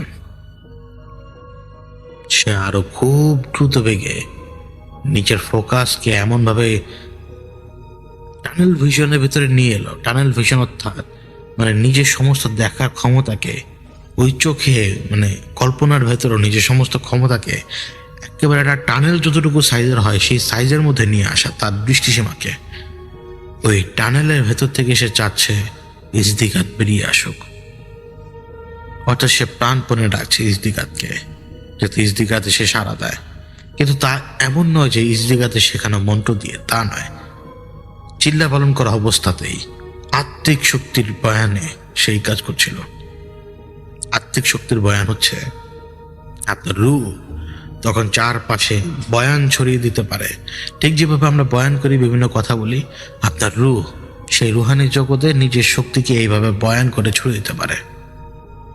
তখনই সেই এন্টিটি টের পায় যে আপনি তাকে ডাকছেন। আউযু বিল্লাহি মিনাশ শাইতানির রাজিম, আউযু বিল্লাহি মিনাশ শাইতানির রাজিম। আচমকা এক ধরনের বিকট কান্নার শব্দ এলো। পুরুষের কান্নায়, কিন্তু অত্যন্ত বিকট, এমন বিকট কান্নার শব্দ সে কখনোই শোনেনি। ওই বিকট কান্নার শব্দটা তার পাশ থেকে হলো, বাম পাশ থেকে। এরপর মুহূর্তেই সে শুনতে পায় একজন পুরুষের ডাক। মুনতাসিরকে সে অন্য নামে ডাকছে, নামটা হচ্ছে লিটু। সে লিটু বলে বলে ডাকছিল, কিন্তু মুনতাসির সেটা বুঝতে পারছিল যে নামটা হচ্ছে তাকে উদ্দেশ্য করে ডাকা। নিজের বাবাকে সে কখনো দেখেনি, যে বাবার কথা বলা হচ্ছে তাকে দেখেনি, তার কণ্ঠও সে চিনবে না। তো সেই ব্যক্তি তখন ওকে ডাকছে। কিভাবে সে বুঝলো? কারণ সে বারবার বলছিল যে তার নৌকাটা ঘূর্ণিবাঁকের ভেতর পড়ে গেছে, যে কোনো সময় নৌকা উল্টে যেতে পারে, যে কোনো সময় নৌকা উল্টে যেতে পারে, তাকে যাতে মুনতাসির অর্থাৎ লিটু যাতে বাঁচায়। সে চিৎকার করে বলছিল, লিটু আমাকে বাঁচা, লিটু আমাকে বাঁচা, আমি কিন্তু পানির ভেতরে পড়ে যাবো, তুই আমাকে বাঁচা, আমি কিন্তু সাঁতার জানি না। এই জন্য সে সেটা বুঝতে পারছিল যে তার সাথে কথা বলছে, কিন্তু সে আর চোখ খোলেনি। চোখ এখন খোলা যাবে না। চোখ খোলার একটা নির্দিষ্ট নিয়ম রয়েছে। চোখ খুললেই ডিস্ট্রাকশন দেখা দিবে, অর্থাৎ দৃশ্য আপনার মস্তিষ্কে বাধা দিবে, দৃশ্য আপনার ভেতরে ভয় জাগাবে এবং সে বাধা দিবে যাতে আপনি চিল্লা পালন করতে না পারেন। মুনতাসির তখন পর্যন্ত নিজে ফোকাস ধরে রাখার চেষ্টা করে যাচ্ছিল, কারণ চিল্লার এই সময় এসে যখন মনস্তাত্ত্বিক খেলাটা আরো বেশি বৃদ্ধি পাবে, এই অবস্থায় নিজের সেই বাবা, যে বাবাকে দেখেনি, সেই স্মৃতির ভেতরে ডুবে গেলে তার হচ্ছে না। সে তো তাকে চেনে না, সেই স্মৃতি সম্পর্কে তার ধারণাই নেই। শুধুমাত্র সে মাত্র শুনেছে বয়োজ্যেষ্ঠদের কাছ থেকে, এবং বয়োজ্যেষ্ঠদের কাছ থেকে শোনা মানেই সেটার ব্যাপারে আসলে কোনো কিছু পাকাপোক্তভাবে যে সঠিক তাও ধারণা করা কঠিন। আউযু বিল্লাহি মিনাশ শাইতানির রাজিম, আউযু বিল্লাহি মিনাশ শাইতানির রাজিম। সে ভাবছে শুধুমাত্র চিল্লা পালন করা অবস্থায় তার সম্পূর্ণ ফোকাস এই মুহূর্তে তার সেই পিতার ব্যাপারে, যে পিতা মারা গিয়েছেন, যে পিতার স্মৃতি তার কাছে নেই, যে পিতা যে মারা গিয়েছে, সেই মারা যাওয়ার পেছনে আরেকজনের হাত, শত্রুর ইজদিগিদের। ইজদিগির সে এমন এক ধরনের জিন, যেই শক্তি তার ভেতরে রয়েছে, সেই শক্তির মূল সমস্যা কোথায় সেইটাও সে ভাবছে। এই ইজদিগিদের সাথে যে তাদের যে সমস্যা, শত্রুতা, এইটার ব্যাপারেও সে জানার চেষ্টা করছে তখন। কারণ সমস্ত কিছুর উত্তর মিলবে চিল্লা পালন করা অবস্থায়, কেউ এসে তাকে কোনো কিছু বলবে না। হ্যাঁ, বলে দেওয়া সহজ, কিন্তু বলে দিলে আর চিল্লার কোনো মূল্যায়ন থাকবে না। তখন কিছু ইনফরমেশন নিজেকে বের করতে হয়, এবং ঠিক সেই মুহূর্তে তার সাথে ঘটে সে আশ্চর্য ঘটনা। এই প্রথমবারের মতো সে অনুভব করে সে জাগ্রত অবস্থায় সে এমন ভাবে নিজেকে দেখছে যেটা তার পক্ষে দেখা সম্ভবই না। অর্থাৎ এই মুহূর্তে সেটা গাছের ডালে বসা, এবং একটা গাছের ডালে বসে থাকা অবস্থায় আশপাশের দিকে তাকালে যেমন সবকিছু দেখা যাবে, সে সেইভাবে দেখছে সব। এবং সে যে জিকিরের মতো করে চিল্লা পালন করে দিচ্ছে, আউযু বিল্লাহি মিনাশ শাইতানির রাজিম, আউযু বিল্লাহি মিনাশ শাইতানির রাজিম। এটা সে নিজের কানে সে তখন শুনতে পাচ্ছে, এমনকি সে অনুভবও করতে পারছে যে সে কিছুটা ঘরের ভেতরে রয়েছে, কিন্তু সমস্ত কিছু সে দেখতে পাচ্ছে সে এখন একটা গাছের উপরে। অর্থাৎ সে জাগ্রত অবস্থায় তার রুহের যে এলিভেশন বা এই যে যাতায়াতের পন্থাটা, এটা সে অনুভব করছে সে জাগ্রত অবস্থায়, ঘুমে নয় কিন্তু জাগ্রত অবস্থায়।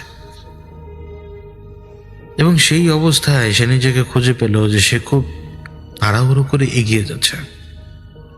তাড়াহুড়ো করে সে এগিয়ে যাচ্ছে কোথায়? ঠিক সেই দিকে এগিয়ে যাচ্ছে যে দিকটা হচ্ছে নৌকা, যে দিকটা হচ্ছে নদীর দিক। আসমানে আজ একদম তারা, কোনো সমস্যা নেই। সাথে যে ফাইলগুলো রয়েছে এই ফাইলগুলোকে লুকিয়ে রাখতে হবে। একজন সনাতনী ধর্মাবলম্বী যিনি এই ধরনের কাগজপত্রগুলো বোঝেন, জানেন, সে ব্যক্তিকে আনা হয়েছিল। এবং গোপনে কাগজপত্রগুলো দেখানো হয়েছে তাকে, এবং সেই ব্যক্তি ইনশিওর করেছেন যে আপনাদের কাগজপত্র সব ঠিক। এবং সেই কাগজপত্র নিয়েই ফিরছিল মুনতাসিরের বাবা। মুনতাসির নিজের বাবার জায়গায় নিজেকে তখন দেখতে পাচ্ছে। আউযু বিল্লাহি মিনাশ শাইতানির রাজিম, আউযু বিল্লাহি মিনাশ শাইতানির রাজিম। সে সব শুনতে পাচ্ছে নিজের কানে, সে জিকিরের মতো করে চিল্লা পালন করে যাচ্ছে, সে সেটা শুনতেও পাচ্ছে। কিন্তু আবার নিজেকে সেইভাবেই দেখছে যেন সে তার নিজের বাবার চোখ হয়ে বাবার দুনিয়াকে দেখছে। তখন তার বাবা সেই নৌকায় উঠল। সেই নৌকায় যখন চলছে তখন তার বাবার দিকে নজর যায় অনেক দূরে গাছে বসে থাকা এক পাগলাটে ধরনের টাক মাথার ইজদিগাদ, অর্থাৎ সে জিন ইজদিগাদ, তার নজর যায়। এবং যেই মুহূর্তে সে নজর দিল সেই মুহূর্তে কিন্তু মুনতাসিরের বাবা নজর টের পায়। কারণ শরীর হয় প্রকম্পিত হয়, নইলে শরীরে মানে লোমকূপগুলো দাঁড়িয়ে যায় শিহরণের কারণে। যখন তারা সেটাকে বোঝায়, যখন তারা ডিরেক্ট কমিউনিকেশন করার চেষ্টা করে, তখন এখন মুনতাসিরের বাবার সাথে তার ডিরেক্ট কমিউনিকেশন সে করতে চায় না। মুনতাসিরের বাবাকে সে আঘাত করতে চায়। এই জন্য মুনতাসিরের বাবা সে পিছু নিয়েছিল। যে তুফান সেখানে হুট করে পয়দা হয়, সে তুফান ছিল সেই ইজদিগাদ। সে চারপাশে গোল চক্কর হয়ে ঘুরছিল, এবং সে যখন ওই গোল চক্করের আকার নিয়ে সে যখন ঘুরছে তখন পানিতে কিন্তু দৈবী গুণে অথবা দৈবী অগুণে, যেটাই হোক না কেন, দৈবী ঘটনার প্রেক্ষাপটেই কিন্তু পানিতে ওই বাতাসের কারণে কিন্তু সেই বাঁকের তৈরি হয়। সেই স্পাইরাল বাঁক, মানে যে বাঁকটা ঘুরতে থাকে, যে বাঁকে যদি কেউ পড়ে তাহলে তার থেকে তার কোনো রক্ষা নাই। সেই বাঁকে যখন তার নৌকাটা আটকে পড়ে এবং সে বেশ কয়েকবার পল্টি খাওয়ার পরে যখন নৌকা থেকে ছিটকে পড়ে যায়, চেষ্টা করেছিল সে নৌকাটাকে ধরে রাখতে। সে যখন ছিটকে পড়ে গেল, সে তলিয়ে যাচ্ছে, কিন্তু দ্রুত নয়, আস্তে ধীরে। কারণ ব্যাগ কিছুটা ফোলা ছিল, ব্যাগ ফোলা থাকার কারণে একটু হলেও ফ্লোট করা পসিবল। কিন্তু ইজদিগাদ ওর বাবাকে নিচের দিকে টেনে নামাতে শুরু করে। সে সুযোগ পেয়েছে শত্রুকে একেবারে বিনাশ করে দেওয়ার জন্য। সে সেই সুযোগকে কেন নষ্ট করবে? সে মুদাসিরের বাবাকে ঠিকই টেনে নিয়ে যায় গভীরের দিকে এবং ততক্ষণ পর্যন্ত অপেক্ষা করে যতক্ষণ পর্যন্ত তার মৃত্যু না হয়। তার মৃত্যু হয়, মুদাসিরের বাবার মৃত্যু হয়। সে আশপাশে যে ছোট ছোট ছোট ছোট পোকামাকড়কে মাঝে মাঝে সে দেখে। সে পোকামাকড় অনেক সময় কিন্তু মানুষের মতোই আচরণ করে। তারা সে ধরনের কর্মগুলো করে, একজন আরেকজনকে ধাক্কা দেয়। এই যে পোকাগুলো, সেই পোকাগুলোকে দেখে ওই সময় ওর মনে হচ্ছিল যে ইয়াজদিগাদের সাম্রাজ্য মনে হয় এরকমই, পোকাদের দিয়ে তৈরি করা সাম্রাজ্য হয়তো। এমন এক অদ্ভুত খেয়াল তখন কিন্তু তার মাথায় আসে যে ইয়াজদিগাদ হয়তো পোকাদের তৈরি করা সাম্রাজ্যের কোনো না কোনো কেউ, এবং এই কথা কিন্তু সঠিক। এই যে মাত্র সে ইনফরমেশন পেতে শুরু করেছে, সে এটা জানতো না যে ইয়াজদিগাদ ওদের যে এই পুরো এম্পায়ারটা এরকম ছোট ছোট ছোট ছোট গুবরে পোকা হোক বা বিভিন্ন ধরনের পোকা হোক, এই ধরনের পোকাদের দ্বারা তৈরি করা। অর্থাৎ তারা আয়তনে ছোট হতে পারে, মানুষের মতো সুবিশাল নয়। চিল্লা আপনাকে ইনফরমেশন দিতে শুরু করে যখন আপনি চিল্লা পালন করতে থাকবেন।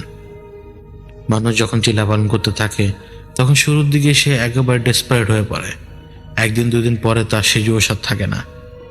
চিল্লায় সফল হতে গেলে সেই অংশটুকু ধরে রাখতে হয়। সে অংশটুকু সে ধরে রেখে কিন্তু এখন নিজের বাবার মৃত্যুটাকে দেখতে পাচ্ছে। চিল্লা আপনাকে সেই যন্ত্রণাও দিবে, ঠিক যেই যন্ত্রণা এই মুহূর্তে মুনতাসির পাচ্ছে। কারণ সে দেখছে তার বাবা, অর্থাৎ সে নিজে তলিয়ে যাচ্ছে। নিঃশ্বাস নেওয়ার আপ্রাণ চেষ্টা করছে, অথচ নিঃশ্বাস সে নিতে পারছে না। তার বাবা সেখানে যে ডুবে মারা যাচ্ছে, তার বাবার চেহারার এক্সপ্রেশন, এই সমস্ত কিছু সে নিজের চোখে দেখতে পাচ্ছিল।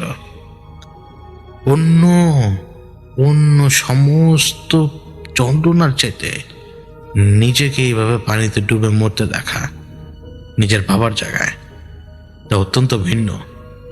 অবশ্য সেই ভালোবাসার যন্ত্রণাকে সে এখন আর অত বেশি অনুভব করে না। অনুভব করার অত বেশি দরকার পড়ে না তো। শত্রুর সাথে মোকাবেলা করার জন্য যখন মানসিকভাবে সে তৈরি, যখন অন্যান্য সমস্ত কিছুকে সে বাদ দিয়ে দিয়েছে, তখন আর ভয় কিসের? শত্রুর ঘাড়ে চড়ো আর শত্রুকে বিনষ্ট করে দাও, এটাই হচ্ছে যে কাজ। নিজের বাবাকে সে যখন অনুভব করলো এইভাবে, যখন তার হুঁশ ফিরে আসে, সে তখন হাঁপাতে শুরু করে। হাঁপাতে এমন ভাবে সে হাঁপাচ্ছে যেন সে শ্বাস নিতে পারছে না, সে কোনো কিছু করতে পারছে না। ইয়াজদিগাদ তার চোখের সামনে ইয়াজদিগাদ সে আসছে, যেন আজকেই এই কিছুক্ষণ আগে সেই মুনতাসিরকে পানিতে চুপিয়েছে। ওই যে নিজের বাবার রূপে যা দেখছিল তা আসলে নিজের উপরই ঘটেছিল। এটা সে জানতো না, এটা সে টের পায়নি। অবশ্য টের না পাওয়ারই কথা। সাথে সাথে শব্দ, তালি বাজার শব্দ। এই শব্দ ছিল এমন ভাবে আমরা যখন অনেক সময় ঘুম থেকে ওঠার পরে প্রচন্ডভাবে ফ্রেশ অনুভব করি নিজেদেরকে, ঠিক ওই রকম তালির শব্দটা হওয়ার পরপরই ওই একই অনুভূতি। এই এখন পর্যন্ত যা ঘটে গেছে তা কেন জানি স্বপ্নের মতো মনে হচ্ছে, তা কেন জানি ঘোরের মতো মনে হচ্ছে, তা কেন জানি অবাস্তব মনে হচ্ছে। আবার সেই অনুভূতিগুলোও কিন্তু বিদ্যমান, সে একই অনুভূতি, সেই ব্যাপারগুলো কেমন জানি কনফিউজিং। কিন্তু কনফিউজিং ব্যাপারের চেয়ে আসল ব্যাপার কি, তালিটা মালকে। আউযু বিল্লাহি মিনাশ শাইতানির রাজিম, আউযু বিল্লাহি মিনাশ শাইতানির রাজিম। খেয়াল রেখে সে তখনও পড়ে যাচ্ছে, কিন্তু তার আশপাশে কেউ নেই। চিল্লা পালন করা অবস্থা তার কেন জানি এখন মনে হচ্ছে যে এই যে ব্যাপারগুলো সে কিছু সময় ধরে অনুভব করছিল, এই ব্যাপারগুলো কি এরকম যে আমি 2 দিন 3 দিন পরে ঘুম থেকে উঠলাম মাত্র।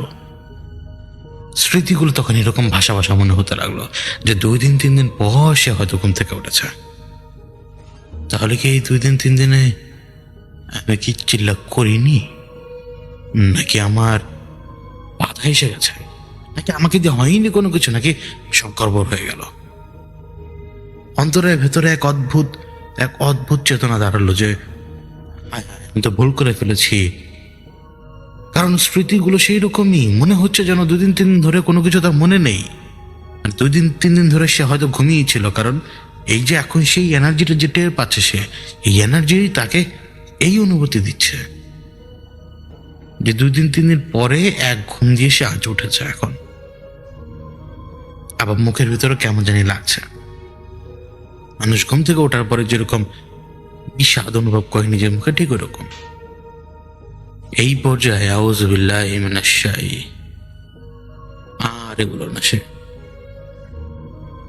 কনফিউজিং অবস্থা, এমন একটা অবস্থা যে স্মৃতি এলোমেলো, কোনটা সত্য কোনটা মিথ্যা সেটা বুঝে উঠতে পারছে না সে। কিন্তু ভেতরের থেকে তাকে এমন ভাবে বোঝানো হলো, উঠে পড়, যা হয় হবে, উঠে পড়, তোর জেলা যদি শেষও হয়ে যায় বা ভেঙেও যায় কিছু করার নেই, তুই ঘুমিয়েছিস 3-4 দিন, উঠ। সে উঠল, চিল্লাটা ভঙ্গ হলো সেই দিন। সে উঠলো কিন্তু ঠিকই, সে বেরিয়ে এলো বাইরে, এবং সে বাইরে গেট খোলার পরে আকাশের দিকে তাকালো। এখন পর্যন্ত স্মৃতিগুলো কেমন জানি অদ্ভুত, স্মৃতিগুলো কেমন জানি যা বোঝানো খুব কঠিন। সেটা ডাক শুনতে পায়, তার মায়ের ডাক। তার মা তাকে ডাক দিল বাম দিক থেকেই। এদিকে কিছুটা জঙ্গলের মতো রয়েছে। এখন মাকে দেখে সে বুঝে গেল যেটা মা না, এটা ইয়েজদিগাদ, তার আসল শত্রু। তার মা তারপরেও তাকে ডাকছে, সে সেই ডাকে সারাই দিচ্ছে না, তার দিকে তাকিয়ে রয়েছে। ওই তাকিয়ে থাকা অবস্থা মা হেঁটে তার কাছে আসলো, তাকে ধরলো, ওর হাত ধরলো মুনতাসিরের। তারপরও ওর ভেতরে কোনো পরোয়া নেই, কোনো কিছু নেই। মা ডাক দিচ্ছে, ঠাস করে একটা থাপ্পড় মারলো গালে, ছেলের হুঁশ ফেরানোর জন্য।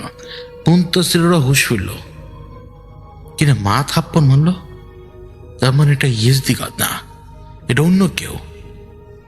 আরে অন্য কেউ কেন, এ তো আমার মাই হবে।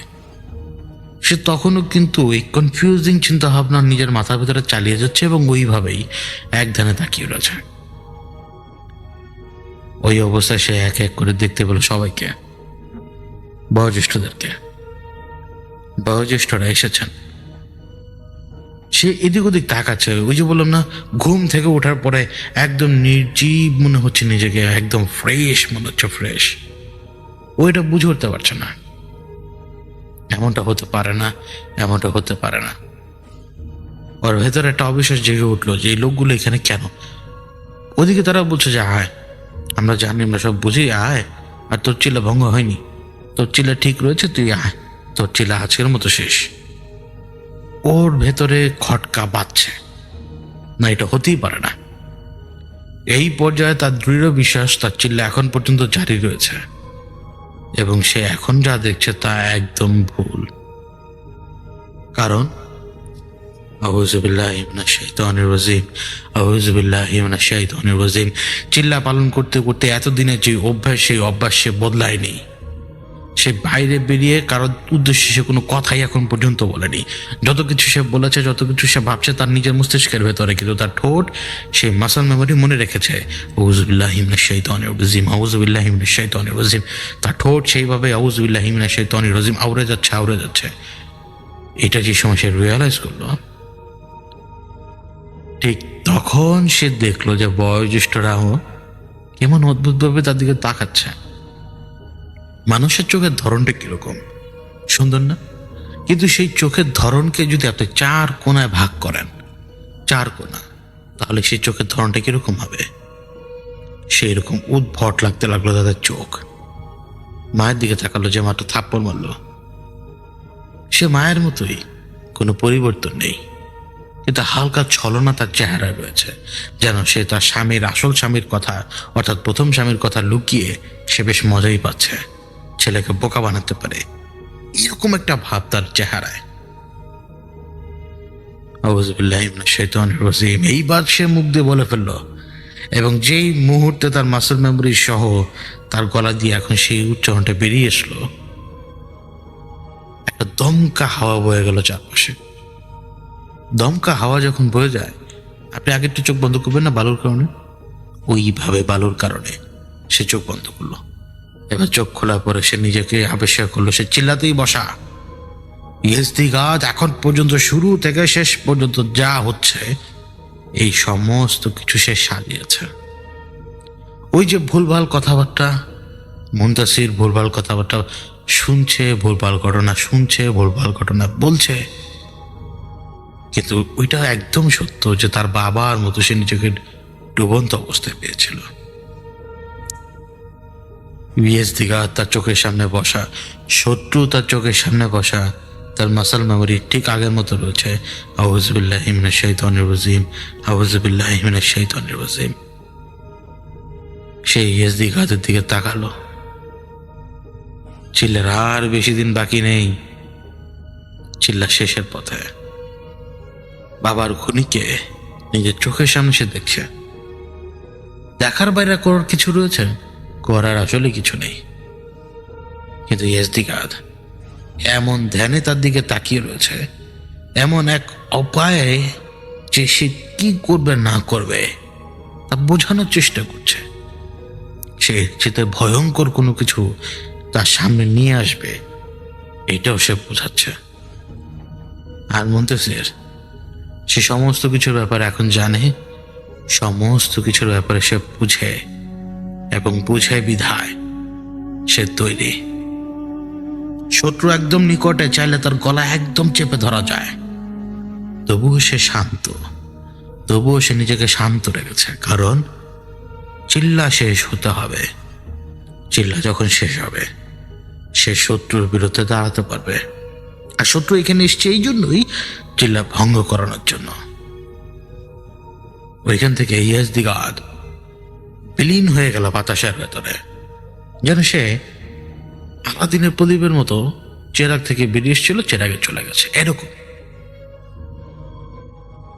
আউযু বিল্লাহি মিনাশ শাইতানির রাজিম, আউযু বিল্লাহি মিনাশ শাইতানির রাজিম, আউযু বিল্লাহি মিনাশ শাইতানির রাজিম। সে চিল্লা পালন করেই যাচ্ছে, করেই যাচ্ছে, করেই যাচ্ছে। এই যে পরীক্ষাগুলো, এই পরীক্ষাগুলোতে সে উঠে যাচ্ছে বারবার। কিছুটা সময়ের জন্য হলেও নিজের উপরে আল্লাহর রহমতকে সে অনুভব করতে পারে, তার হিফাজতকে সে অনুভব করতে পারে। নইলে নইলে সে কিছুক্ষণের ভিতরে বিপদে পড়তে পারত। পানিতে ডুবে যাওয়া থেকে শুরু করে যে শেষ পর্যন্ত চিল্লা ভঙ্গের যে অনুভূতি, এই সমস্ত কিছুকে সে কিভাবে ঠেকিয়েছে। যত সময় যায় ধীরে ধীরে ধীরে ধীরে মানুষ যখন চিল্লা পালন করতে থাকে, তার আত্মিক উন্নতির সাথে সাথে তার মানসিক উন্নতি হতে শুরু করে, এবং এই উন্নতির ধারা বজায় থাকে। আর বেশি দিন বাকি নেই চিল্লার।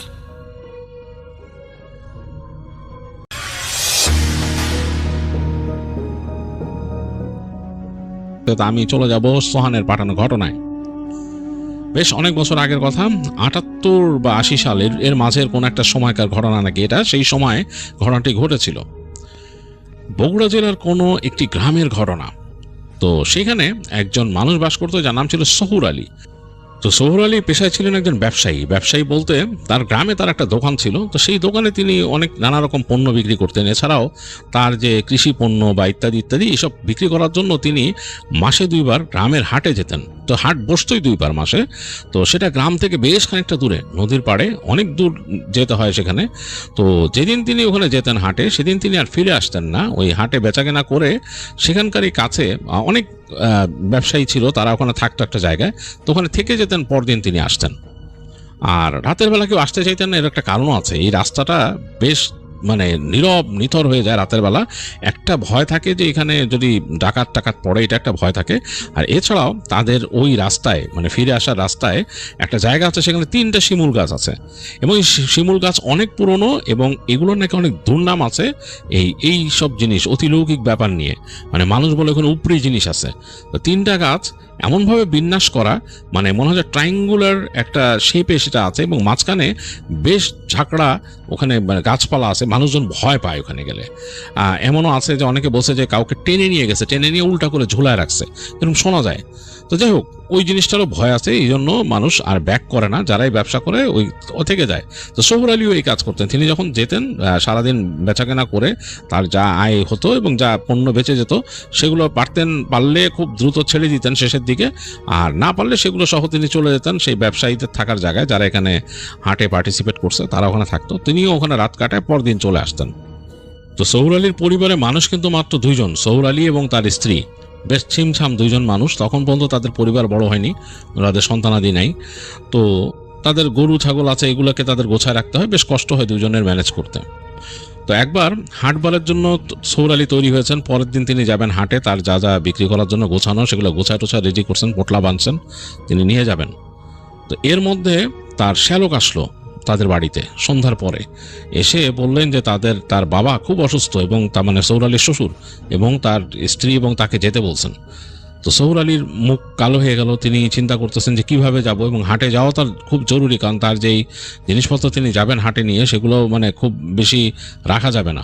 তো তিনি তার শ্যালককে বললেন যে এক কাজ করো, তুমি কালকে সকালে 10টা-11টার দিকে তোমার বোনকে নিয়ে চলে যাও তোমাদের বাড়িতে, আর আমি হাটে যাই, হাটে গিয়ে আমি আবার সন্ধ্যার পরে চলে আসবো, হাটে আর থাকবো না ওইখানে, আমি চলে আসবো, এসে রাতে বাসাটা পাহারা দিব, সকালে যে তোমাদের বাড়ি গেলাম, তোমার বোনকে নিয়ে পরে চলে আসলাম। তো এরকম কিছু করবো আর কি। তো শ্যালক বললো আচ্ছা ঠিক আছে। তো শহুর আলী ওইভাবেই করলেন, তিনি ওই দিন রাতের বেলা থাকলেন, থেকে সকালে তিনি বের হয়ে গেলেন হাটের উদ্দেশ্যে। তো তিনি যাচ্ছেন, তখন তো দিনের বেলা, সুন্দর হাঁটতে হাঁটতে হাঁটতে হাঁটতে এক সময় তিনি ওই যে রাস্তার মধ্যে গরুর গাড়ি পেলেন, সেটাতে উঠে অনেকখানি পথ কভার করলেন, তারপর তিনি চলে গেলেন সোজা হাটে। তো হাটে গিয়ে তার মতো তিনি শুরু করলেন বেচা কেনা, এবং মোটামুটি ভালোই তার সময় কাটতেছিল, এবং কাটতে কাটতে সন্ধ্যা হয়ে গেল। তো শেষে বেশ খানিকটা তার জিনিসপত্র রয়ে গেছিল, ওগুলো বিক্রি হচ্ছিল না, এবং হাট আস্তে আস্তে ক্লোজিং হয়ে যাচ্ছে। তো ওই সময় কিন্তু বিদ্যুতের চল ছিল না, গ্রামের ওই জায়গায় একেবারে বিদ্যুতের চল ছিল না, হাটে হ্যাজাক লাইট জ্বলতো আর হ্যারিকেন জ্বলতো। তো শহুর আলী নিয়ে গিয়েছিলেন হ্যারিকেন, সেই হ্যারিকেনের আলোতে খুব বেশি দেখাও যাচ্ছে না। তো এরকম সন্ধ্যার পর আস্তে আস্তে দেখা যাচ্ছে এরকম করতে করতে 8টা-9টা বেজে গেল। তো শহুর আলী আর তার কিছু পণ্য শেষ করতে পারলো না। তো তিনি চিন্তা করলেন যে না, এখন আসলে আমি যে রওনা না দিই বাড়ির দিকে, তাহলে মানে এমনি তো রাত, এই রাস্তা দেখেও যায় না ভয়ে, তো আরও অবস্থা খারাপ হবে। তো তিনি আর কি করবেন, ওই টুকিটাকি যা ছিল তার জিনিসপত্র সেগুলো গোছায় নিলেন। তো সেগুলো নিয়ে তিনি হাঁটা ধরলেন বাড়ির পথে। তো তার কাছে ওই পাকা আম ছিল আর কি, সেই আমগুলাকে তিনি এরকম পুটলার মধ্যে বেঁধে যাচ্ছেন রাস্তা দিয়ে। তো তিনি যখন চলে আসছেন তখন আরও 2-1 জন ওইখানে তার সাথে ব্যবসায়ীরা ছিলেন, তারা জিজ্ঞেস করছেন কি বাড়ি যাবা রাত্রেবেলা? বলে যে হ্যাঁ। থেকে যেতে এখানে, এই রাত্রেবেলা ওইখান থেকে যাওয়ার দরকার আছে, রাস্তা তো ভালো না। তো শহুর আলী বললেন যে না, আমার কাজ আছে, বাড়িতে কেউ নাই, বাসা আজকে খালি, রাত্রে থাকতে হবে বাড়িতে। বলে আচ্ছা ঠিক আছে। তো শহুর আলী যাচ্ছেন, তার পোটলা ভর্তি তার যে পাকা আমগুলা সেগুলো নিয়ে তিনি রওনা দিলেন, হাতে হারিকেন, যাচ্ছেন বাড়ির দিকে। তো রাস্তা দিয়ে যে যাচ্ছেন, যে খারাপ লাগতেছে না তার কাছে, সুন্দর বাতাস, ফসলের মাঠ দুলতেছে, আকাশে চাঁদ উঠছে, সুন্দর লাগতেছে। তিনি চিন্তা করলেন এরকম হাঁটতে হাঁটতে হয়তো আমি ঘন্টা 2-1-এর মধ্যে বাড়ি পৌঁছায় যাব, অসুবিধা হবে না। এই রাতে তার কোনো মানে কিছু পাওয়ার চিন্তা নাই, গরুর গাড়ি কিছুই চলে না রাতের বেলা, এরকম সময় সব ঘুমায় গেছে। তিনি হেঁটে যাচ্ছেন, ঝিঝি পোকার ডাক শুনতেছেন, বেশ অন্যরকম, চাঁদ অনেক সময় মেঘে ঢেকে যাচ্ছে, এরকম অবস্থা। তো হাঁটতে হাঁটতে তিনি এক সময় চলে আসছেন সেই যে শিমুল গাছের কাছে। ওই জায়গাটা নিয়ে অনেক বদনাম আছে, মানুষজন ভয় পায়, আগে যেটা বলছি, অনেকে বলছে যেরকম টেনে নিয়ে যায়, ভিতরে নিয়ে ঝুলায় রাখছে এরকম। তো তিনি শিমুল গাছের ওখান দিয়ে আসতেই তার কাছে বেশ ভয় লাগা শুরু করলো, কারণ রাস্তাটা এরকম করে বাঁক নিয়ে গেছে, 2 পাশে ফসলের মাঠ, এবং রাস্তার 2 পাশে ওই ঘাসগুলো অনেক বড় বড় এবং আগাছার একটা জঙ্গলের মতো হয়ে গেছে। আর ওই যেখানে ওই একটা ছোট্ট এরকম গোল জায়গা নিয়ে ঘুরে গেছে, একটা জংলা জায়গা, মানে ওখানে গাছপালা, তার পাশে 3টা শিমুল গাছ, এর একটার থেকে আবার ডাল বের হয়ে আছে এদিকে। ওই জায়গায় মানুষজন কোনো মানে পরিষ্কার পরিচ্ছন্ন কিছুই করতে যায় না, ওইটা মনে একটা জঙ্গল হয়ে গেছে রীতিমতো, ওই শিমুল গাছের মাঝখানের অংশটা।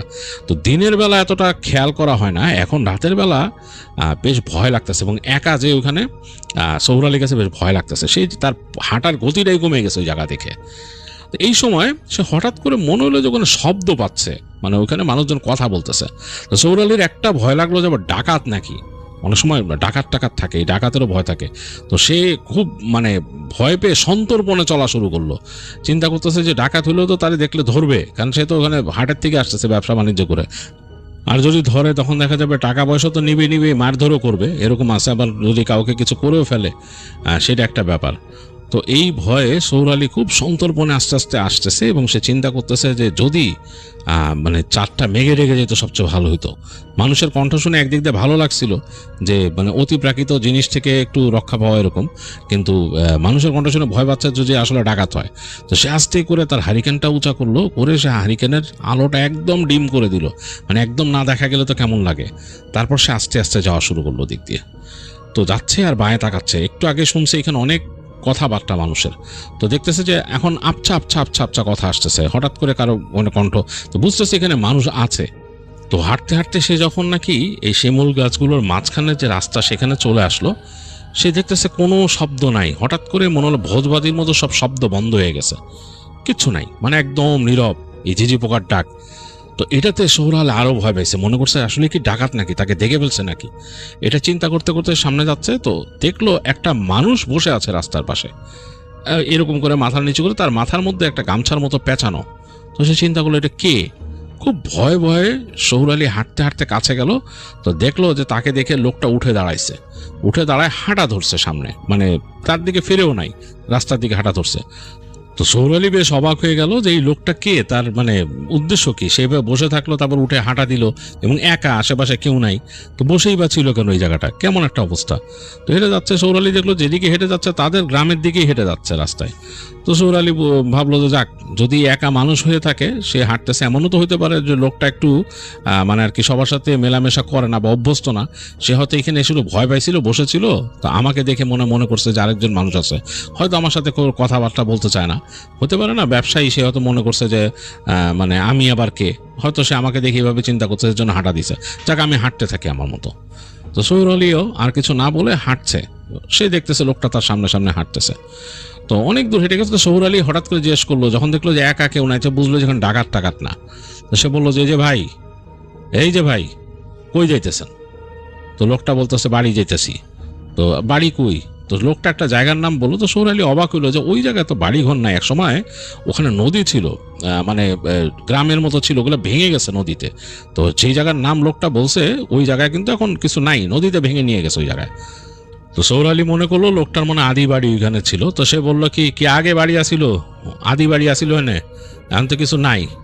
তো লোকটা কোনো উত্তর দিচ্ছে না। তো সৌর আলী বললো অনে বাড়ি কই। তো লোকটা বলতেছে ওহে নেই বাড়ি। সৌর আলী বললো কই, ওখানে তো কেউ থাকে না, ওখানে তো নদী, ওহে নেই থাকে। তো এই বলার পর সৌর আলী একটু অবাক হলো যে কি বলে এই লোক। তো লোকটা হেঁটে হেঁটে যাচ্ছে, সৌর আলী তাকে ফলো করেই যাচ্ছে। তো এক পর্যায়ে যে লোকটা থেমে দাঁড়ায় ঘুরলো তার দিকে, মাথা ঘুরাইলো। তো সৌর আলী অবাক হয়ে দেখলো চাঁদের আলো পড়ছে, এবং সে কিন্তু এখন হারিকেনটা একটু বাড়াই দিয়েছিল সৌর আলী, হারিকেনের একটু আলো আছে। দেখতেছে যে লোকটা ঘুরে তার দিকে দাঁড়াইছে কোনো কারণ ছাড়া, বিশাল একটা চেহারা চাঁদের আলোতে দেখতেছে। এবং সবচেয়ে আশ্চর্য জিনিস, লোকটার মানে এটা খুব আশ্চর্য জিনিস একটা, যে লোকটার মুখটা বাঁকা, মানে একদিকে বাঁকানো এরকম, মানে কেমন জানি মনে হয় বেঁকে গেছে মুখটা এরকম। তো সৌর আলী ভাবলো যে হতে পারে কোনো অসুখ বিসুখ এরকম বাঁকছে নাকি, কে জানে। তো সৌর আলী হেঁটে আরো সামনে চলে আসছে, এসে বলে কি যে ভাই কিছু কইবেন। তারপর লোকটা কি জানি বলার চেষ্টা করলো মুখটা ই করে, তো বাঁকা মুখ দিয়ে সৌর আলী বললো যে আপনার মুখ কি বাঁকা, কি মানে কোনো সমস্যা হয়েছে মুখে। লোকটাকে আমার মুখ বাঁকা না, মানে এই যে মুখ বাঁকা না যে বললো, বেশ নাকি ভাবে কেমন জানি মুখটা ঘুরায় বললো আর কি, কথাটা মানে ঠিক মতোই হলো না। তো সৌর আলী বললো যে হ্যাঁ বাঁকাই তো, আপনার মুখ তো বাঁকা দেখা যায় দেখি, বলে আরো সামনে আসছে। আসার পর দেখ লোকটার মুখ বেশ বাঁকা, এবং লোকটা বললো তোর এই আইসকা, মানে এমন ভাবে বললো যে কণ্ঠটা কেমন জানি ভয়ঙ্কর হয়ে গেল। সৌর আলী দেখলো যে লোকটার মুখটা বাঁকা, তো আরো বেঁকে গেল কেমন জানি, এবং এসে সৌর আলীর উপর ঝাঁপায় পড়লো। সৌরের উপর যখন ঝাঁপায় পড়ছে সৌর আলী, তখন আর কোনো মানুষ দেখতেছে না, দেখতেছে একটা কালচে অবয়বের উপর, তার উপর মানে চেপে বসছে, তাকে মানে একদম চেপে ওখানে শেষ করে দিতে চাইতেছে, মাটির সাথে চেপে ধরছে, গলা টিপে ধরছে হাত দিয়ে। সৌর আলীর বস্তা পড়ে গেছে এক পাশে, হারিকেন পড়ে গেছে এক পাশে। সৌর আলী অনেক ছটফট করতেছে ছোটার জন্য, দেখলো প্রচন্ড শক্তি মানুষের, সে মানে সৌর আলীর সুবিধাই করতে পারতেছে না। আর সে দেখতেছে লোকটা ওই বাঁকা মুখ দিয়ে হাসতেছে। তারপরে সৌর আলীকে একটা চড় কষলো, প্রচন্ড জোরে চড় মারলো লোকটা। চড়ের চোটে সৌর আলীর মনে হলো যে তার মানে পৃথিবী মানে ঘুরে গেছে, তার মুখের দিকে মনে হলো যে ব্যথায় একদম মানে হয়ে গেল। তো সে এটা সহ্য করতে পারতেছে না। সৌর আলী ওই অবস্থায় মনে মনে দোয়া পড়ার চেষ্টা করলো। সে দেখতেছে যে ওই লোকটা তার বুকের উপর বসে হাসতেছে, তার চেহারাটা বিকৃত হয়ে গেছে, অন্যরকম হয়ে গেছে, মানে স্বাভাবিক মানুষের মতো না। চোখের জায়গায় সে কিছু দেখতেছে না, দেখতেছে সাদা শুধু, মানে মণি চোখের মণি নাই। তো সৌর আলী এই পর্যায়ে প্রচণ্ড ব্যথা মুখে এই অবস্থায় তিনি দোয়া পড়া শুরু করলেন খুব। তো দোয়া পড়তে পড়তে তিনি একটা সম্পূর্ণ দোয়া পড়লেন আর কি। পড়ার সাথে সাথে দেখলো যে লোকটা তাকে ছেড়ে দিয়ে উঠে দাঁড়াইছে, উঠে দাঁড়ায় কেমন জানি করতেছে। তো সৌর আলী ছেড়ে দৌড় দিলেন ওখান থেকে, মানে তার প্রাণপণ যতটুকু তিনি তার সামর্থ্য ছিল শরীরের, উড়ে যাচ্ছেন তিনি প্রায়। তো উড়ে তিনি দেখলেন যে তিনি ওই লোকটা মনে হচ্ছে যে এক একটা ডিস্টেন্স কভার করে করে তার কাছে চলে আসতেছে, অ্যাজ ইফ সে বাতাসে উড়ে আসতেছে এরকম। তো সৌর আলী নেমে গেলেন ওই রাস্তার থেকে নেমে ক্ষেতের মধ্যে দৌড়ালেন। আর এইভাবে দৌড়াইতে মনে হলো যে তার মা তাকে ছোটবেলায় বলতো যে ভয় পাইলে 3 কুল পড়বি। তো সে ওই অবস্থায় প্রচণ্ড ব্যথা তার চোয়াল মনে হচ্ছে ভেঙে গেছে। সে অনেক কষ্টে তিনি দোয়া পড়া শুরু করলেন, ওই সূরা পড়া শুরু করলেন। তো ওই 3টা সূরা যখন তিনি পড়ার পর তার মনের গাটা একটা ঝাড়া দিয়ে উঠলো, মনে হলো যে একটা মানে ইলেকট্রিক শকের মধ্যে ঝাড়া দিল। ঝাড়া দেওয়ার পর তিনি মনে করলেন যে হঠাৎ করে তার কাছে মনে হচ্ছে যে না, তার সামনে আর সমস্যা নাই বা পিছনেও সমস্যা নাই। তো তিনি পিছন ফিরে দেখলেন যে কিছু দেখা যাচ্ছে না। তো তিনি দৌড়াচ্ছেন, মানে ওই অবস্থায় থামেন নাই। দৌড়াইতে তার হাতের ব্যাগ ট্যাগ সব চলে গেছে, হারিকেন টারিকেন নাই।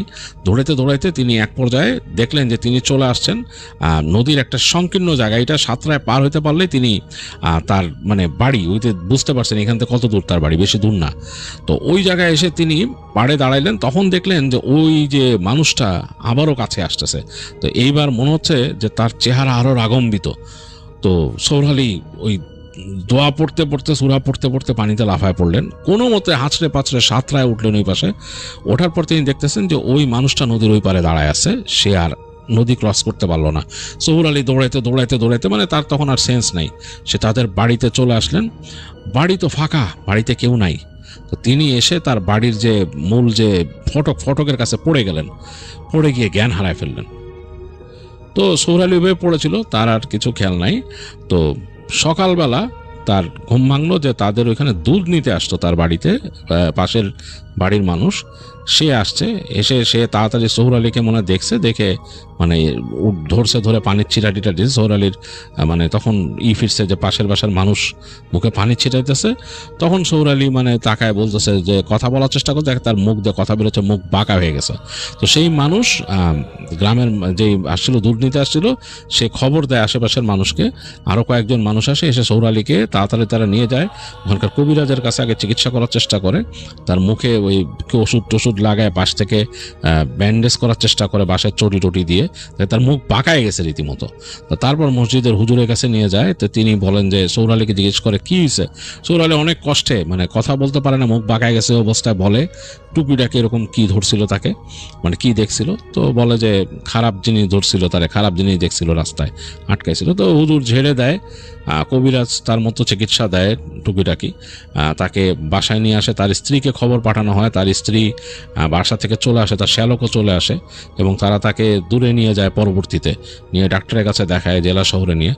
লাভ হয় নাই, মানে কোনো হয়নি। তাকে ডাক্তার বলে যে তার অন্য কোনো অসুখ হয়েছিল, হয়তো সে স্ট্রোক করছে, এইভাবে মুখ বাঁকায় গেছে, এরকম জিনিসপত্র। তখনকার সময় আসলে এত ক্লিয়ার ধারণা হতো না, মানে প্রপার ট্রিটমেন্ট না পেলে। তো যাই হোক, সৌর আলীকে ওইভাবেই রাখা হয় এবং সে অনেক দিন অসুস্থ ছিল, সে ওরকম কিছু করতে পারে নাই। আস্তে আস্তে নাকি সে একটু সুস্থ ফিল করে এবং সুস্থ হয়। তো সে আর কখনোই ওই যে সন্ধ্যার পর চলাফেরা করতো না, কিছুই করতো না, আর নিজের মতো ওই যতটুকু তার দোকানে বসতে পারতো এরকম। আর তার মুখটা নাকি বেঁকে গেছিল পার্মানেন্টলি, ওইটা নাকি ঠিক করা যায়নি। তো এইভাবেই সৌর আলী তারপর ছিল আর কি। তার এই ঘটনাটা ওইখানে সবাই জানতো আর কি, প্রচলিত হয়ে গেছিলো যে সৌর আলী এরকম একটা সমস্যায় পড়ছিল এবং তাকে চট দিয়ে মুখ বাঁকা করে দিচ্ছে, খারাপ জিনিস। তো এই ছিল সোহানের পাঠানো ঘটনা।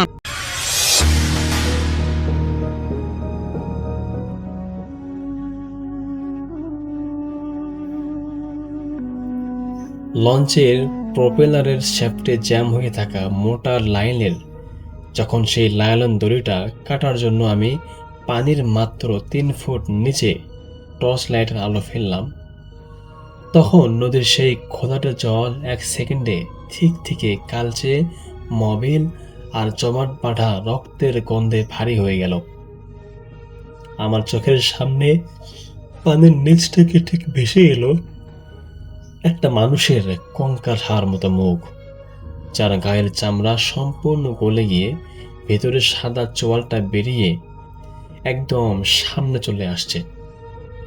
আমি আতঙ্কে হাত থেকে কার্ডলেস কাটারটা ফেলে দিয়ে ওপরে ওঠার জন্য পানির উপর মাথা তুলতে যাব, অমনি নদীর কাদার ভেতর থেকে কুচকুচে কালো শ্যাওলা মাখানো দুটো হাত দীর্ঘ তীরের বেগে উঠে এসে আমার ডাইভিং স্যুটের বেলটা শক্ত করে পেঁচিয়ে ধরে নিচের দিকে হ্যাঁচকা টান দিল।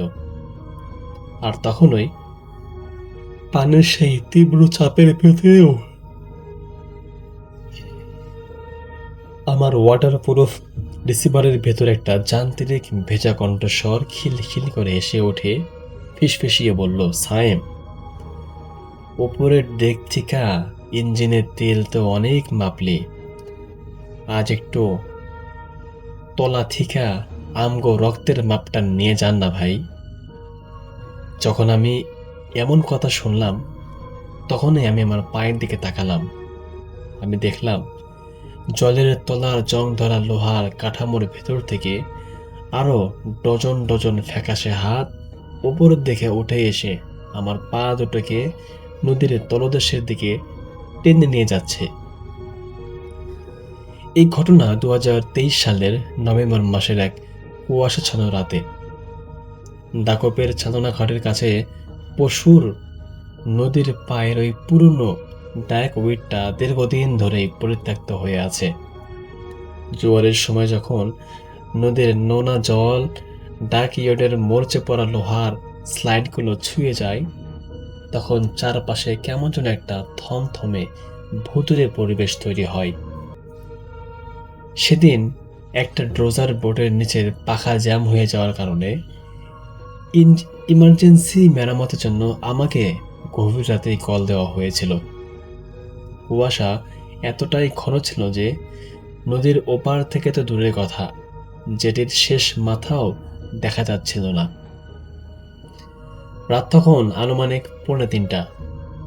আমার সাথে থাকা হেল্পার ছেলেটা জেটির ওপর দাঁড়িয়ে পোর্টেবল জেনারেটরটা পাহারা দিচ্ছিল। আমি আন্ডার ওয়াটার স্যুট আর লাইট নিয়ে নদীর ঠান্ডা নোনা পানিতে নেমেছিলাম।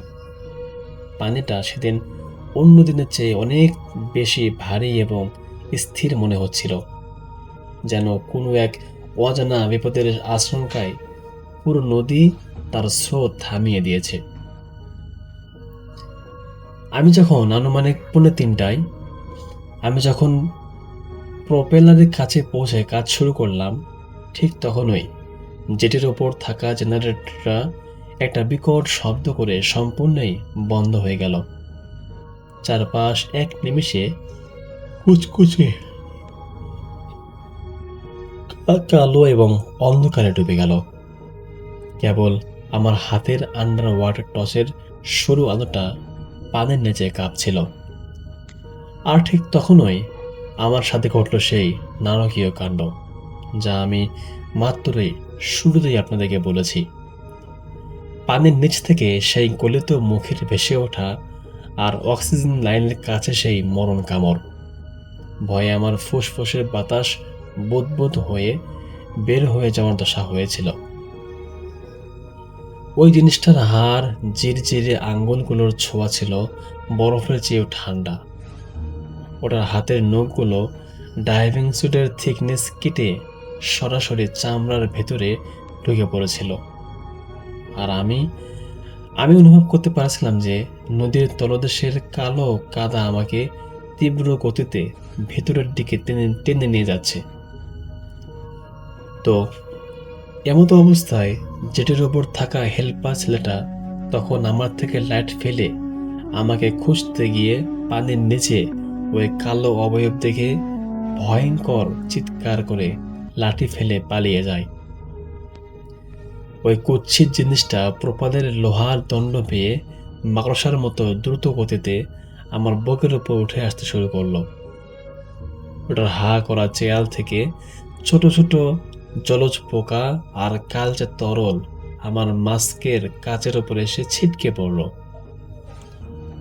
আমি জানতাম যদি আমি আর একটু দেরি করি তাই ও আমার ঘাড় মোটকে এই নদীর তলহীন কাতার ভেতরে নিয়ে যাবে। তাই আমি আমার কোমরের বেল্ট থেকে ভারী মেটাল হ্যামারটা, যা লোহা দিয়ে তৈরি ছিল, তা বের করলাম।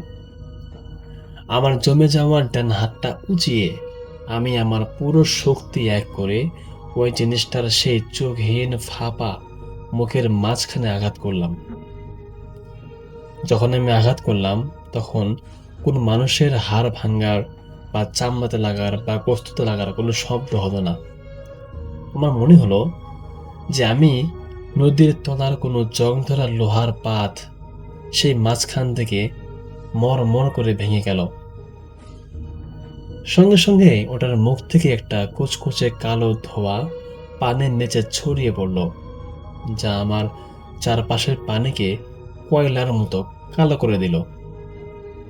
তখনই একটা যান্ত্রিক চিৎকারে পুরো নদীর ভেতরের কম্পন চিরে গেল, আর অমনি সেই বরফ শীতল হাতের বাঁধন আলগা হয়ে জিনিসটা তলিয়ে গেল। তারপর আমি আর এক মুহূর্ত দেরি করিনি।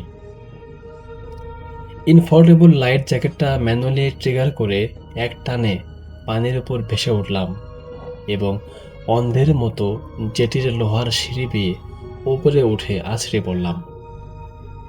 যখন সকালবেলা ঘাটের অন্যান্য শ্রমিকরা আমাকে জেটির উপরে অজ্ঞান অবস্থায় উদ্ধার করে, তখন তারা খুলনা সদর হাসপাতালে নিয়ে যায় আমাকে। তখনও আমার পায়ে সেই কালো শ্যাওলা আর গভীর নখের পোড়া দাগ বসে গিয়েছিল। পরে ওখানকার একটা বুড়ো ডক শ্রমিক আমাকে হাসপাতালে দেখতে এসে একটা গোপন কথা আমাকে জানান। তিনি বলেন, 1972 সালে মানে যুদ্ধের পর এক রাতে ওই ডাক ওয়ার্ডের প্রায় 20 জন বাঙালি মেকানিককে একসাথে হাত পা বেঁধে লঞ্চের ক্রেন দিয়ে পশুর নদীর মাঝখানে ডুবিয়ে মারা হয়েছিল। প্রশাসন বা পরিবারের কেউই কখনো তাদের লাশ উদ্ধার করতে পারেনি। তারপর থেকে নাকি প্রতি বছর কার্তিক বা অগ্রহায়ণ মাসের এই নির্দিষ্ট তিথিতে ওই ডাক ওয়ার্ডের চারপাশের লোনা পানি জীবন্ত হয়ে ওঠে এবং নতুন কোনো মেকানিকের রক্তের খোঁজে সে বারবার জ্যান্ত হয়ে ওঠে। তো এই ছিল ভাই আজকের ঘটনা। আমি এখনো মাঝে মাঝে লঞ্চের ইঞ্জিনে কাজ করি, কিন্তু আমার এখনো মনে হয় যে আল্লাহ কখন যে আমাকে আবারও তারা অ্যাটাক করে। তো এই ছিল ভাই আজকের ঘটনা। আশা করছি আজকের ঘটনা আপনাদের ভালো লেগেছে। যদি ভালো লাগে আপনারা অবশ্যই লাইক কমেন্ট শেয়ার করবেন। দেখা হবে পরবর্তী কোনো এপিসোডে। আজকের মতো এখানে বিদায়। আল্লাহ হাফেজ।